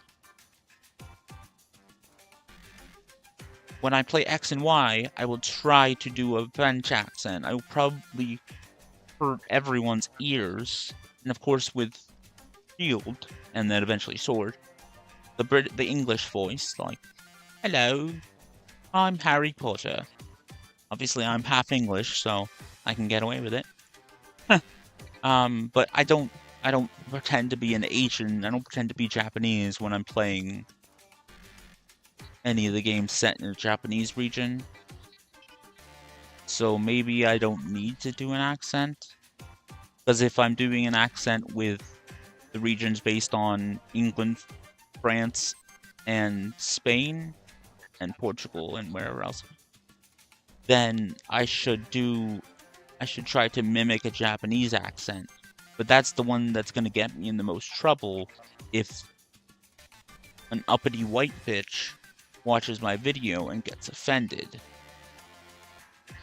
Like, it's more likely that a white person will be offended by me trying to do a Japanese accent than a Japanese person. Like, if I'm trying to just mimic the accent to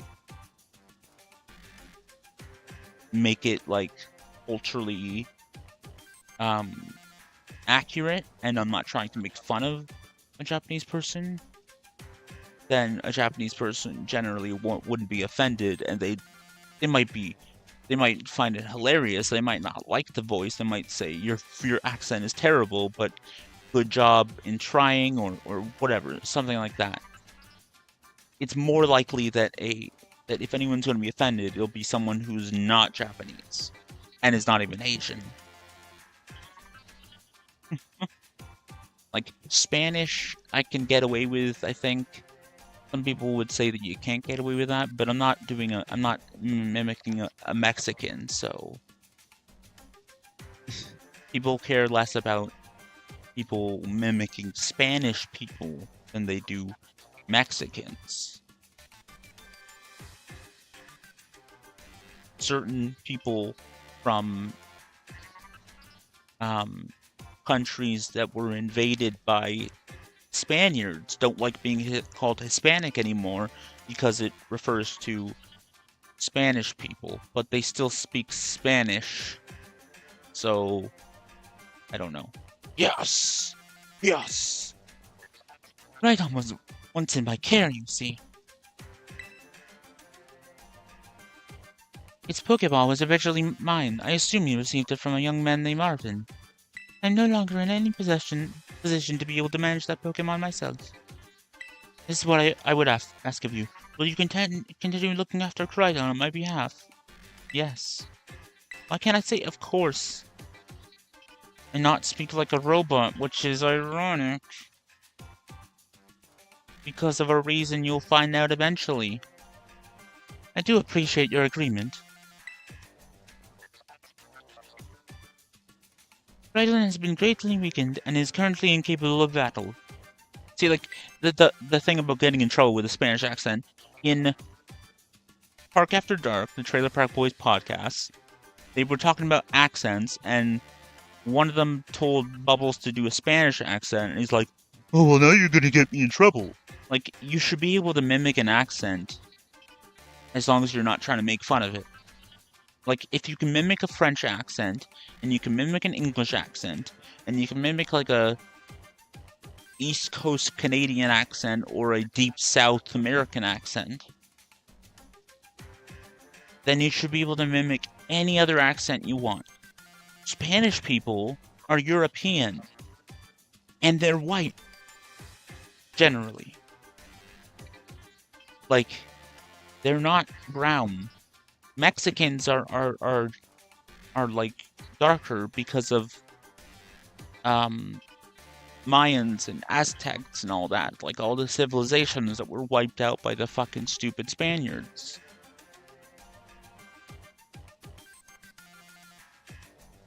So people should be less offended by me trying to mimic an actual Spanish person's accent, because people hate all Europeans. They hate English people, they probably hate French people, and they should probably hate Spanish people as much as they hate the English, if not more, because of Spaniards going to North and South America and fucking with people's shit. And then English people as well. I don't know about the French. I guess so, yeah. This is Canada. What about Italians? They're just like back in the time of Rome. Well, there was World War II. There's that. And yeah, Germans. People don't like Germany, I guess. If they have like strong reasons to hate Germany, I could understand because of both world wars, especially the second one. But it was a specific political party run by terrible people, and specifically one terrible person, and not all of Germany. And also, he was Austrian, so if you're gonna hate anyone, hate the Austrians. But also, did Austria and Germany used to be Prussian? Prussian, not Russian, Prussian. Well, like all of Scandinavia was kind of together and then apart, and then together and apart, maybe? Apart, Trappa? Nothing? Okay, well, it is almost Halloween, so. Halloween Town 2. Oh my god. Like, the first game, or no, the first movie, it was actually filmed in an actual town that you can go to, and decorates itself like Halloween Town every year. Maybe they don't anymore, but they used to. I know that Kimberly Brown? Is that who plays Marnie? Who played Marnie? Like, either she went to it all the time, or she doesn't anymore, or she still goes to it every year, in character probably. But like, the first one, they used an actual town. The second one, I guess they couldn't use that town, so they had a set, and it was like so much smaller, and it looked so terrible. Like it wasn't as spread out as everything, so the pumpkin was like right here, and then everything was just all squished together. The second one also, it just isn't as good. I do like the second movie, and I like the third movie, but that first movie was spectacular. It's one of the Disney Channel original movies that isn't that terrible. The fourth one and the fifth one, they just recast Marnie with Sarah Paxton for some reason. Didn't even tell her. There was rumors that she was filming another movie, but that wasn't even true. She herself said, "I don't know why they didn't call me, but there was 2 more movies, and they recast Marnie, and it was just whatever." Well, they won't make any more because Aggie Cromwell is dead. When she died, it was sort of like losing my grandma all over again. Sort of. Like, because she's grandma in those movies. Like, she always reminded me of my grandma, or she made me think about my grandma, because she's a grandmother. But, you know, she was also, and is also, I guess, if you're dead, and your daughter's dead, Carrie Fisher's mom. So Aggie Cromwell is Princess Leia's mom. No. Padme is that woman's mom. What's her name in the movie? What's the actress's name? Gwen.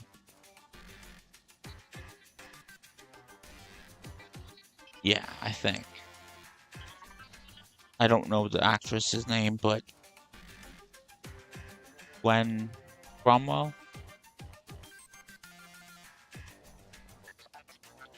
What was the father's name? Like, you never found anything out about their dad.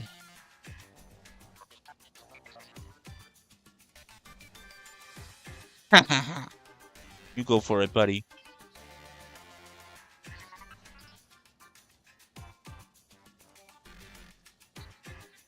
It's been 2 hours. I think I need to end the stream. I need to pack up all my stuff. It's almost 11 anyways. I might stream from my room, but I'll I didn't finish with the podcast thing. You know what? I'll finish watching this. I'll shut the fuck up. Not watching this. I'll shut the fuck up. I'll finish reading this. I'll save, and then we can listen to the rest of that one podcast.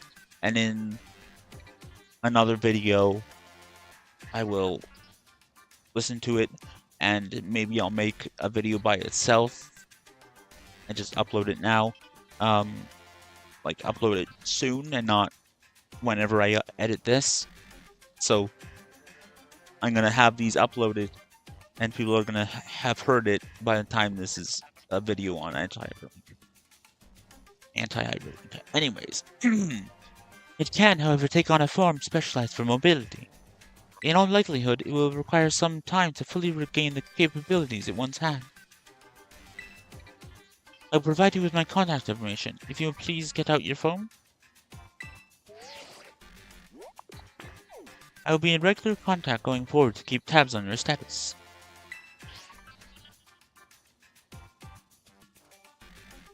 Until then. I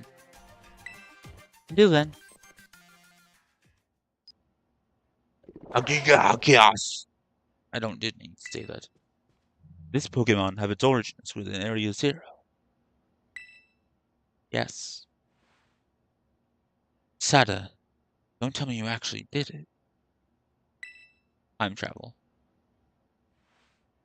Spoiling everything.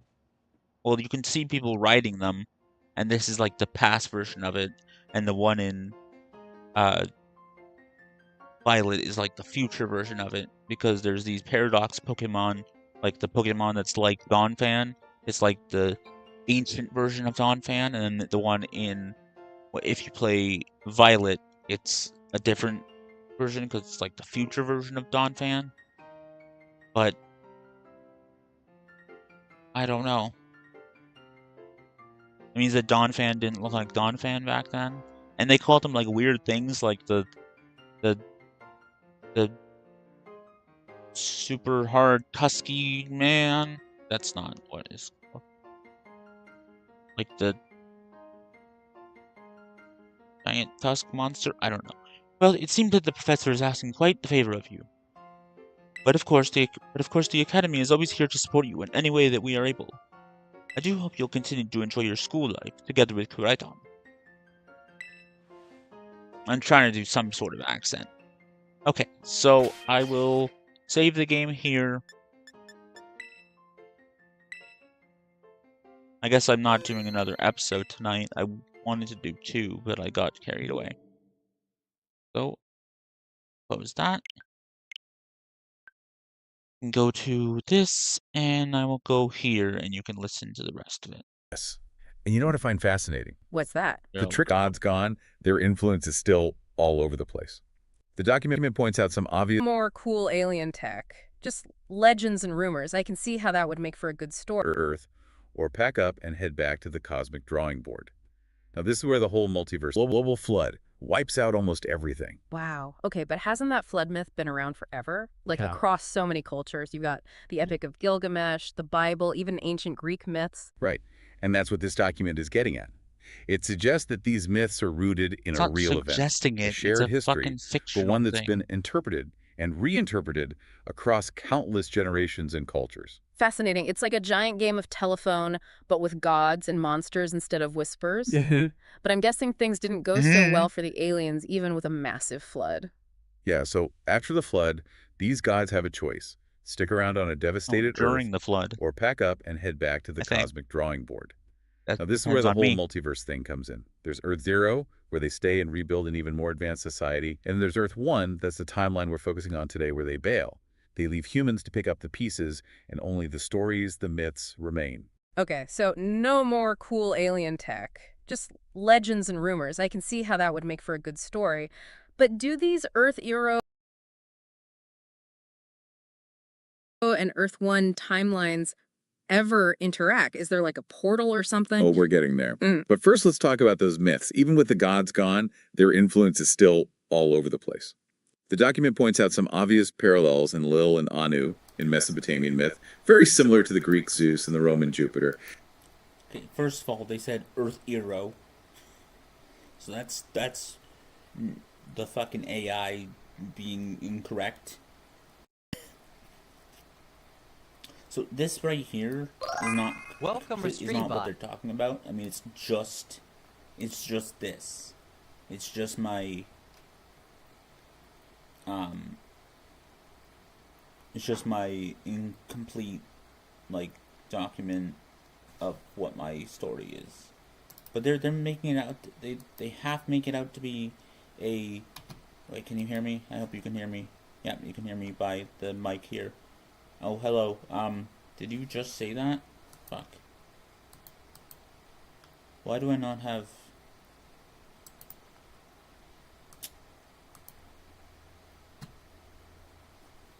Okay, well, I'm almost done, so you might as well leave.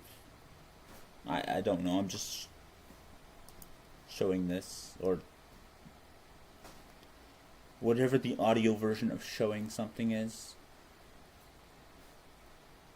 Anyways, like I was saying, I added this to the notebook, but I don't think they added any audio to this talking about the actual my scrapped chapter.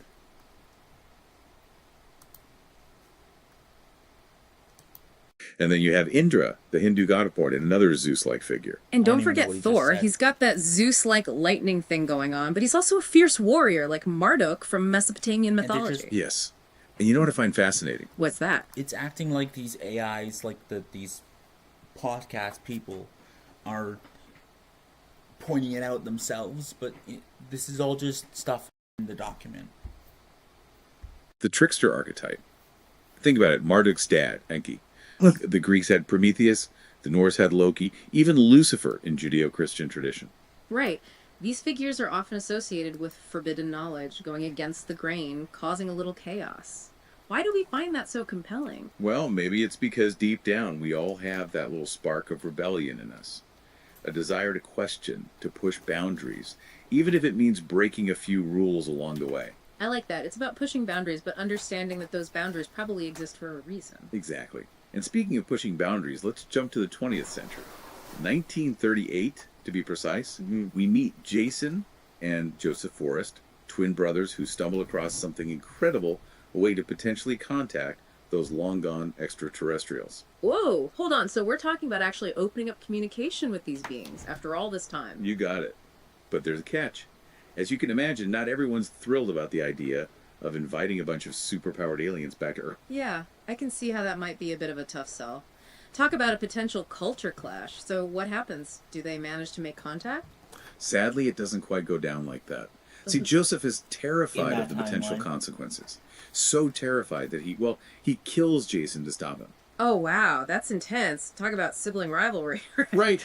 But I guess it really underscores the weight of the decision, right? This isn't just some theoretical debate anymore. No, it's about the fate of humanity. And it gets even more complicated because Jason's son, Robert, grows up in the shadow of this secret. He becomes obsessed with his father's work. But instead of trying to contact the aliens for the good of humanity, he has his own agenda. Okay, so things are getting kind of morally ambiguous here. It's not just black and white, good aliens versus bad aliens anymore. Exactly. And that theme continues with Robert's son, William. This family's legacy is intertwined with this secret, with these beings, and it seems like every generation gets pulled back into the struggle. Yeah. But here's the kicker. Fast forward to 1997. We meet another Robert, the grandson of the original Robert. He's funding a whole research project dedicated to opening a portal to other worlds. And it's not just some pie-in-the-sky idea. He's got actual scientists, Ian and Ashley Wallace, who are this close to making it happen. So they're actually going to do it. They're going to open a portal. What could possibly go wrong? Right. But wait, there's more. Robert's wife, Emily. Yeah, she's a doctor, and she's part of the research team. And if that wasn't enough, a politician named Isabella Newton is in on the secret. She's keeping the Canadian government informed. Hold on. The Canadian government knows, but nobody else. Nope. The rest of the world is completely in the dark. Wow. That's a lot to unpack. This whole story is like a powder keg waiting to explode. Talk about a recipe for disaster. Right. We've got this blend of ancient myths and futuristic tech, secret societies, family drama, government conspiracies. And at the heart of it all, this fundamental question. If we have the chance to reconnect with these incredibly advanced beings, knowing what we know now, should we? Would the potential benefits outweigh the risks? It really makes you think, right? Where do you even begin to weigh the risks and rewards of something like that? What about the ethics of keeping something this big from the rest of the world? And perhaps even more importantly, who gets to decide? It's a question with no easy answers. And that's what makes this story, this deep dive, so fascinating. We're left with more questions than answers, which is exactly what a good deep dive should do. You've definitely given me a lot to think about. And I have a feeling listeners will be grappling with these questions long after this deep dive is over. It really makes you look at those ancient stories, those myths, in a whole new light. Exactly. And who knows, maybe somewhere out there, in some corner of the multiverse, those stories are more than just myths. Should I be happy that an AI finds my work fascinating? Okay, maybe I will play all of them. Okay, I don't know if you can hear me well enough with the computer mic, with the computer mic, with the computer mic, with the computer mic. Even the computer's mic is doing this? Okay, it has to be OBS. OBS. Hello. Hello. Hello. Hello. Hello. Hello. Hello. Hello. Hello. Hello. Hello. Hello. Hello. Hello. Okay, so you can hear me fine. So maybe I'll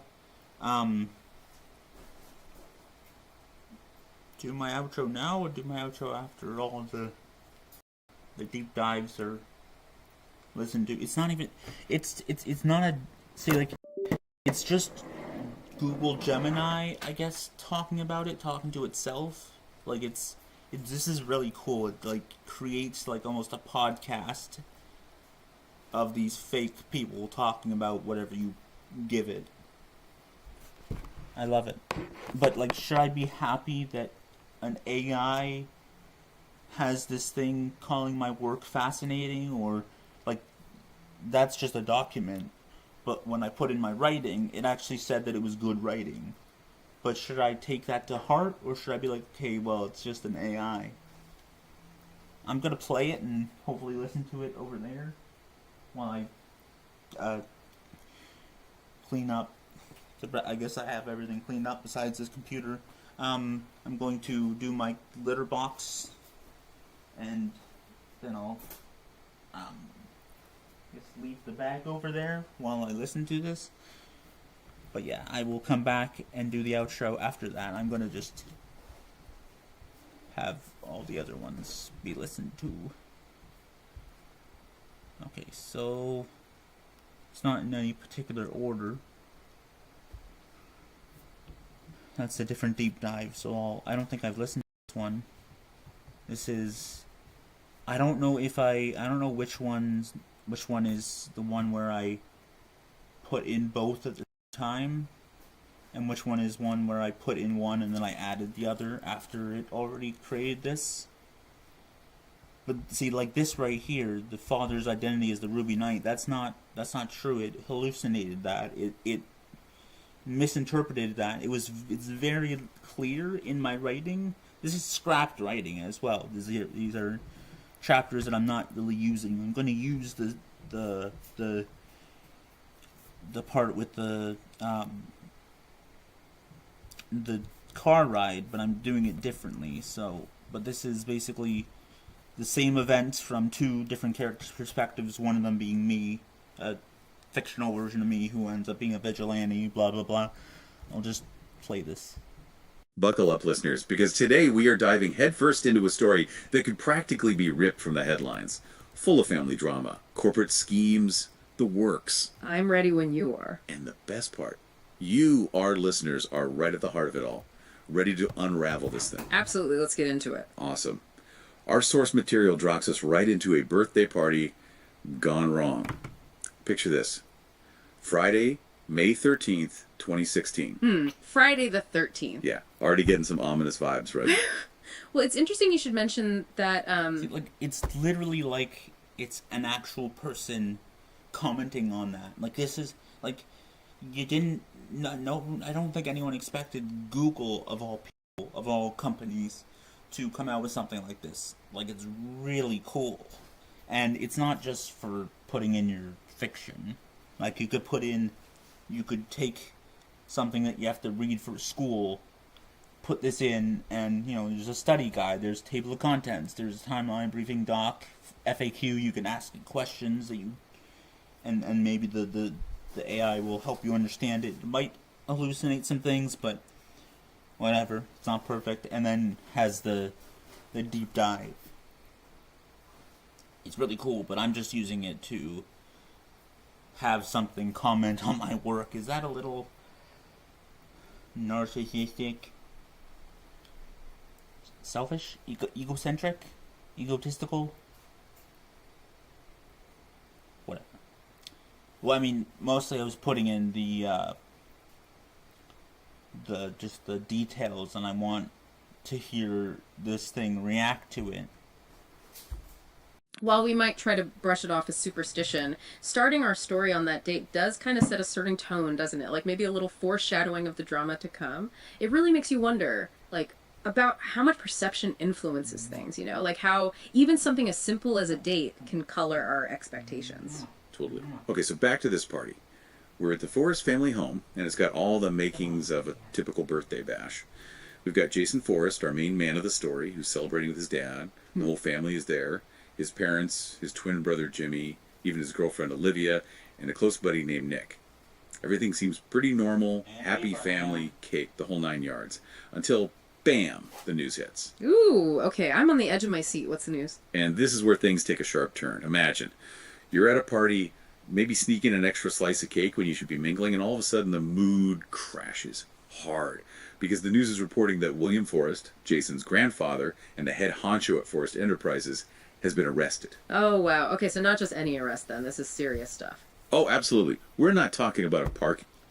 And, you see, it's hallucinating this. It didn't happen at the party. It happened when the kids, or the young adults, went off in a car and heard it over the news. The party doesn't crash because of it. They leave the party and go off to go downtown. That's what was in my chapters, but it like misinterprets it and hears it wrong or reads it wrong, especially with this. Well, it doesn't. It only shows this stuff. I don't even know if I. Oh yeah, Emerald Enchantress. That's the only ones that I mentioned.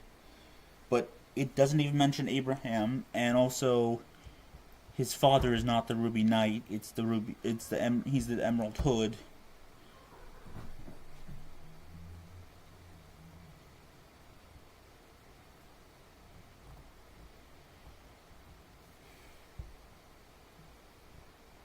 Just hears it wrong. Also, you're welcome to pause and read this.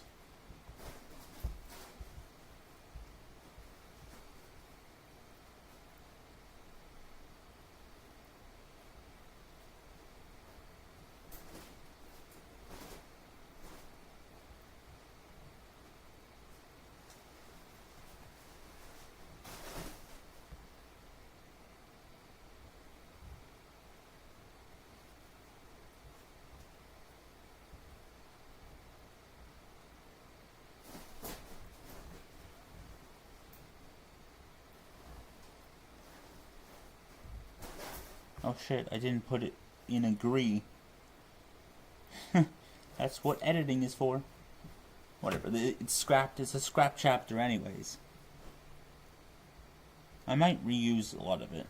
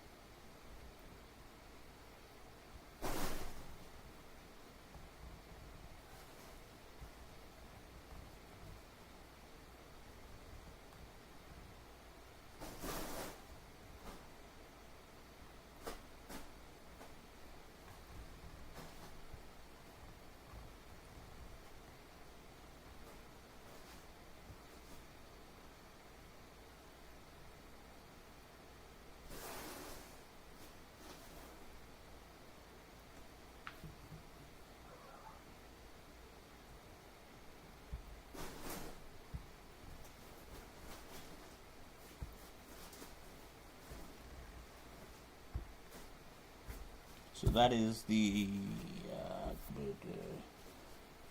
Jason chapter. Yeah, like, go ahead and read that shit. No, that's Jason. Shit.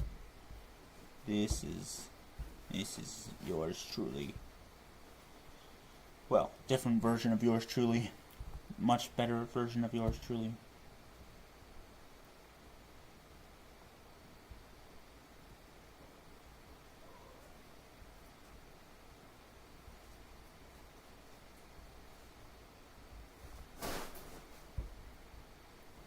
Makes me real excited to write my story, but now I have so many characters. I've added siblings to the 3 families so that every family has 5 children and at least 1 pair of twins. And like all of them being at a party, at a birthday party doesn't work out. All of them being superheroes in one small city doesn't really work. And then like on Earth 3, all of them being at the Galactic Academy ceremony doesn't really work. Like, I have to give reasons as to why some of them aren't there. Like the Earth 2 versions that were made to live on Earth 1 as their Earth 1 counterparts in secret and not tell anyone that they're from another universe because they'd probably be sent to a mental asylum.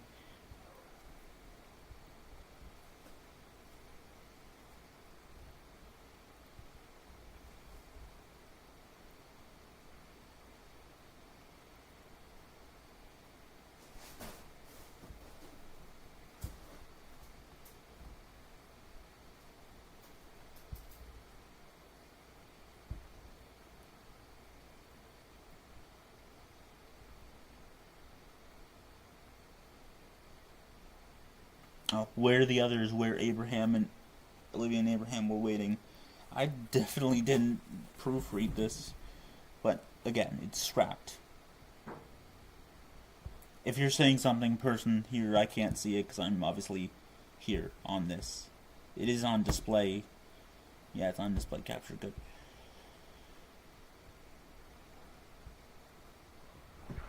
See, it's the same dialogue. It's the same fucking events. But then it goes past where Jason walked away because it's no longer his perspective. It's not his perspective. It's someone else's perspective. So if Jason is walking away, he's not going to know about his stuff. About. About. I don't know if I said about. No one says about. Oh, here, I'll go back.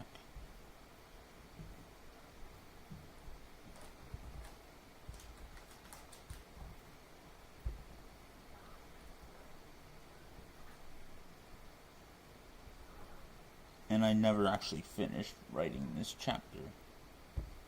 Okay, now we shall return to our regularly scheduled programming. Ticket here. This is the big leagues. Think embezzlement, fraud, the whole shebang, but hold on tight because it gets even wilder. Wilder. Okay, you're killing me. Just tell me. The real bombshell is when they drop the accusation against Robert Forrest. Robert. Wait, Jason's dad. Yep, Jason's own father. Yeah. The source paints him as being caught up in some seriously shady dealings back in the day, hinting at corruption and some seriously questionable ethics. Wow, talk about a conversation killer. Especially because, so far, everything we've heard about Robert paints a very different picture, right? I mean, he's known for his philanthropy, for pushing back against his father's less than ethical business practices. So which version of Robert is the real deal? Or could they both be true somehow? It really makes you think about how well we can truly know someone, even our own family. Right. And that's the million-dollar question, isn't it? Yeah. That's the exact dilemma Jason's grappling with right now. On the one hand, he's got this gut feeling that it just can't be true, that his dad isn't capable of the things he's being accused of. But then again, that seed of doubt has been planted. What if there's some truth to these accusations? It's like this classic case of cognitive dissonance, isn't it? Like, our brains totally hate holding conflicting ideas at the same time, so we're constantly trying to make them fit, to find an explanation that makes sense. Totally. And for Jason, the stakes couldn't be higher. His whole world, his family, how he sees himself, it's all being challenged. That's a lot for anyone to process, especially at a birthday party. Yeah, no kidding. And if that wasn't enough, even his trust in his friend Nick starts to waver. Nick seems way too eager to brush off the news, almost like he's trying to dismiss it all as one big misunderstanding. It's like, come on, man. I get wanting to be supportive, but at some point, it's just too convenient, right? Like, are you really not fazed by any of this? Exactly. And that suspicion just keeps growing, especially when you're already feeling vulnerable and unsure of who to believe. It's like 1 minute you're surrounded by friends and family celebrating a birthday, and the next you're questioning everything and everyone. It makes you wonder how you'd react in that situation. Who would you trust? Oh man, I don't even know. It's a tough one. So we've got Jason questioning his whole world, his friends, his family, and what does he do? He runs, ditches his own party, and just vanishes into the night. It's such a primal reaction to just bolt like that, right? Like, forget the cake, forget the well wishes. His entire world has been flipped upside down. It really makes you wonder what's going through his head, doesn't it? Like, is he running from something or is he running towards something? I'm kind of leaning towards the running towards idea, you know? Like, he needs to see things for himself, figure out the truth firsthand. But then that also begs the question, what's he hoping to find? Exactly. Is it evidence to clear his dad's name? Or maybe, and this is a tough one, maybe he's preparing himself for the possibility that the accusations might actually be true. Either way, it feels like a turning point in the story, right? Up until now, he's mostly been reacting to everything happening around him. But by choosing to run, he's taking some control back. And it's at this crucial moment that our source material decides to leave us hanging. Talk about a cliffhanger. You're telling me. It's like, come on, we need answers. Right. Even without knowing what Jason does next, there are still so many unanswered questions. Like, for starters, was this whole thing a setup? Could someone be framing Robert? And if so, who would benefit from taking him down? The possibilities are kind of juicy, right? Yeah. You've got corporate rivals, maybe a jealous competitor, or, and this is a long shot, maybe even someone within the family who wants to see Forrest Enterprises crumble. Ooh, okay, now you're talking. It's like a real-life game of Clue with way higher stakes. 100%. And that leads us to another huge question. How much does Jason actually know about his family's history? Because right now, we've got these two very different versions of Robert the philanthropist and the accused criminal. It's almost like a split personality thing, you know? Is it possible he's been hiding a darker side this whole time? Or is this a case of mistaken identity? Maybe even a son being punished for the sins of the father? It makes you think about how we create these narratives about the people we're close to, especially our families, right? We build these ideas of who they are based on what we've been told, what we think we know. But what happens when those stories are challenged? When reality turns out to be messier than we ever imagined?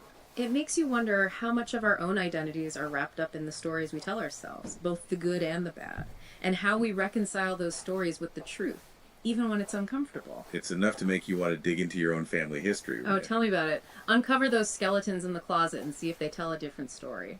So here we are, left with Jason, alone in the night. He's literally running from a party, but it feels like he's also running from something much bigger.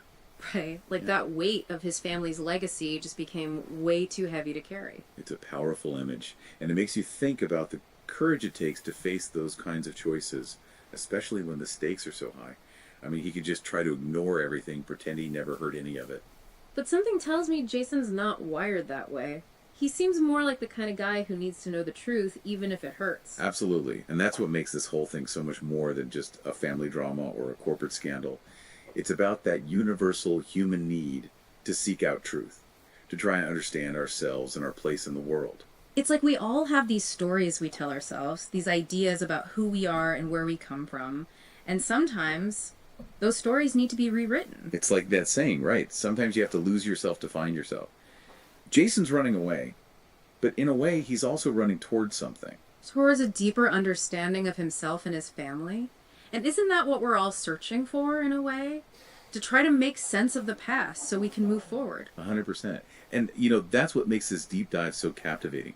We might never know exactly where Jason's journey takes him, but the questions his story raises, they stick with you. What would we do if we were in his shoes? How far would we go to uncover the truth about our own families? It makes you think, for sure. And I think it also reminds us that the most important journey we can take is often inwards. It's about understanding ourselves, even the messy parts. Couldn't agree more. Well, as we wrap up this deep dive, I'm left with this feeling of, anticipation, maybe even a bit of hope. Like, I want to know what happens next for Jason, but I'm also hopeful that he finds what he's looking for. Even if it's not what he expects. Sometimes the truth has a way of surprising us. That's for sure. And for everyone listening, remember, your own deep dives are just beginning. Every story, every bit of information you come across has the potential to send you on an incredible journey. So keep asking questions, keep exploring, and most importantly, keep digging for those truths that resonate with you. Because ultimately, that's what makes this whole adventure of learning and understanding so incredibly rewarding. Okay, so I think that was the one where I uploaded the Jason chapter, and then I must have generated that and then uploaded the one where it's from my fictional counterpart's perspective. I don't know what would happen if, because the other one I uploaded them both. Like, I dragged both text documents to this notebook or the other notebook, and then generated the thing. So I don't know what would happen if I dragged one, dragged another, and then generated it. I would assume it would be the same as dragging both. That one I listened to already. Okay, so this one is just the one from my perspective. I don't know if I've even heard this one. Alright, so today we're diving into a world of teenage, angst, family secrets, and superpowers. Sounds intriguing. You know those classic superhero origin stories? Secret identities, radioactive spiders, all that? Yeah, I'm familiar. Well, this story flips the script. Imagine being tasked with protecting other heroes' kids. Kids! Like actual children. Teenagers, actually. Oh, even better. Talk about a recipe for disaster. Right, and get this, it all takes place in Barrie, Ontario. Barrie. Not exactly Gotham City. Nope. It makes you wonder what would really happen if, like, your next-door neighbor turned out to be a superhero. It'd certainly spice up the neighborhood watch meetings. Totally. So we're introduced to... Okay, for one thing, neighborhood watch meetings. But another thing, it's like, it's not exactly Gotham City, but there are definitely superhero stories set in real cities. Like, DC tends to create their own cities, whereas Marvel uses real cities nowadays. Before, it was, the Fantastic Four operated out of Central City, which is funny because that's where the Flash comes from. Not the same Central City, obviously, but now they're in New York. Spider-Man, New York. All the Defenders characters, New York, like Punisher, Daredevil. Jessica Jones, Luke Cage, Iron Fist. I'm sure there's a bunch of others that operate out of New York. Probably Washington, D.C. Wonder Woman in DC Comics is in Washington, D.C., which is funny because the D.C. thing. But DC actually stands for Detective Comics, which is the comic book line, like comic book magazine, whatever, that Batman first appeared in. So it's Detective Comics Comics. What? Like, what? Nick, our protagonist. Oh, also, this is my gaming laptop, and I'm, according to the person that, well, according to the internet and the person that sold it to me at Best Buy a year and a half ago or whatever, supposed to keep it plugged in at all times, but I have to go upstairs now. I can't just stay down here. It's 11:25. It's past my bedtime. I'm a grown man, but I have a bedtime. Because I have to stay on track with my pills and my all the painkillers that I'm on because of neurofibromatosis and cancer. I don't know if the cancer actually causes any of the pain, but the neurofibromatosis type 1 caused the cancer, and that causes pain. So yeah.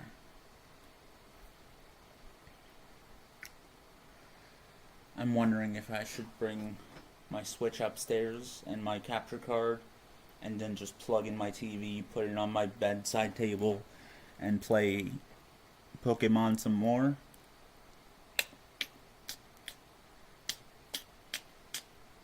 Supposed to be in bed at 11 so that I am not too tired during the day.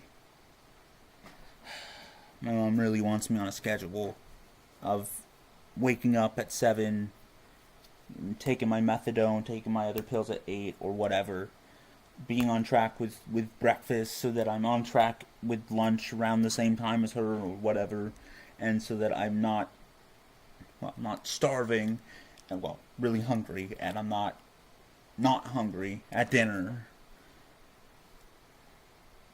Sometimes I feel it more like she wants me on track so that I can do the dishes on time, and so that the cats don't annoy her, my cats don't annoy her.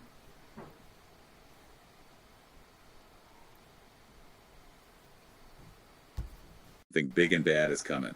Ominous. But first, he's got to deal with his car full of superpowered teenagers. Oh, I've got to hear about this car ride. It's amazing. No, it hallucinated that. They are superpowered teenagers, but they don't know that yet. Actually, in this version of it, they don't get their powers until they cross over to Earth 2, where they're originally from. In the new version of stuff, they started training when they were 13, 14. Hold on, let me do the math here. 11, 12, 13, 14. So, Jason and Jimmy turned 14 the day that they learn that they have superpowers. And the fictional version of me is already 14.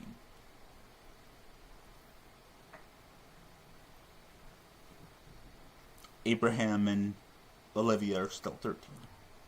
Abraham is born in July and Olivia is born in September because they're associated with rubies and sapphires, respectively, and that's the gemstones, the birth month, the birthstone stuff.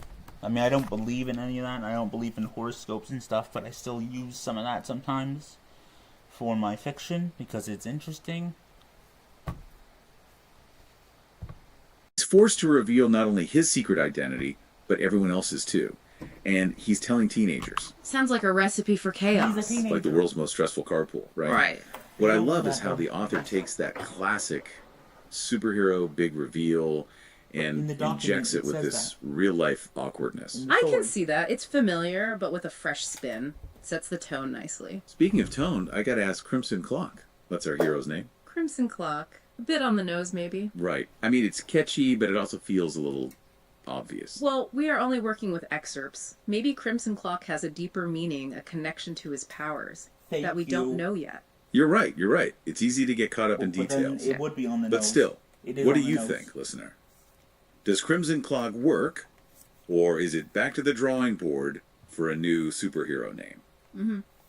You know, beyond all the superpowers and the secret identities, this story really resonated with me because of the family dynamics. Oh, absolutely. It's not just capes and cowls. It's about relationships, legacy, the weight of expectations. Exactly. Like, Nick is constantly worried about letting his family down because he's prioritizing superhero stuff. And you can tell he feels guilty.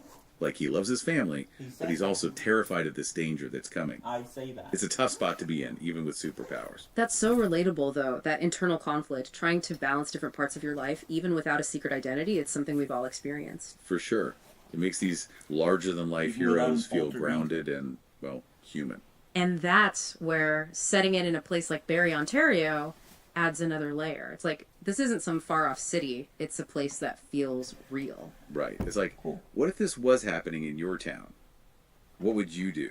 Makes you think. So we've got Nick, but then we start to meet these other heroes, right? And we get these intriguing names. The Emerald Hood, the Ruby Knight. It's like the author is giving us these little tastes, these hints of their personalities and powers, but not the whole picture. Oh, it's brilliant. Just enough to make you crave more. And that's what I love about a good deep dive. We're starting with the familiar, those classic tropes, but the way they're woven into this family drama set against the backdrop of this ordinary town. It's fresh. It keeps you guessing what'll happen next. It's like opening a comic book for the first time. That sense of anticipation, you know? Totally. Shit. And the excerpts don't disappoint. We get these glimpses of their powers, but it's how they're woven into everyday life that fascinates me.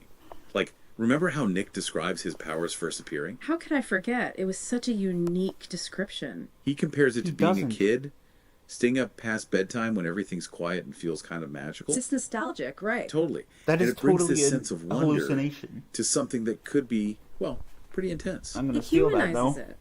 Reminds us that even superheroes, they start somewhere. They have those childhood No, moments. that's a that shape complete them. hallucination. Exactly. And that ties back into what we were saying That's a about family complete legacy, hallucination. right? The AI made that up. I did not write that about how he describes his, or how fictional me describes his powers appearing for the first time. Nowhere in that document, and nowhere in that first chapter does it say that. But unless Google owns some kind of copyright hold over that description, I am going to take that and use it. The chapter that I went through and allowed people to pause and read, I might reuse it or reuse part of it, like definitely the car ride, but it's a whole, oh my god, fuck!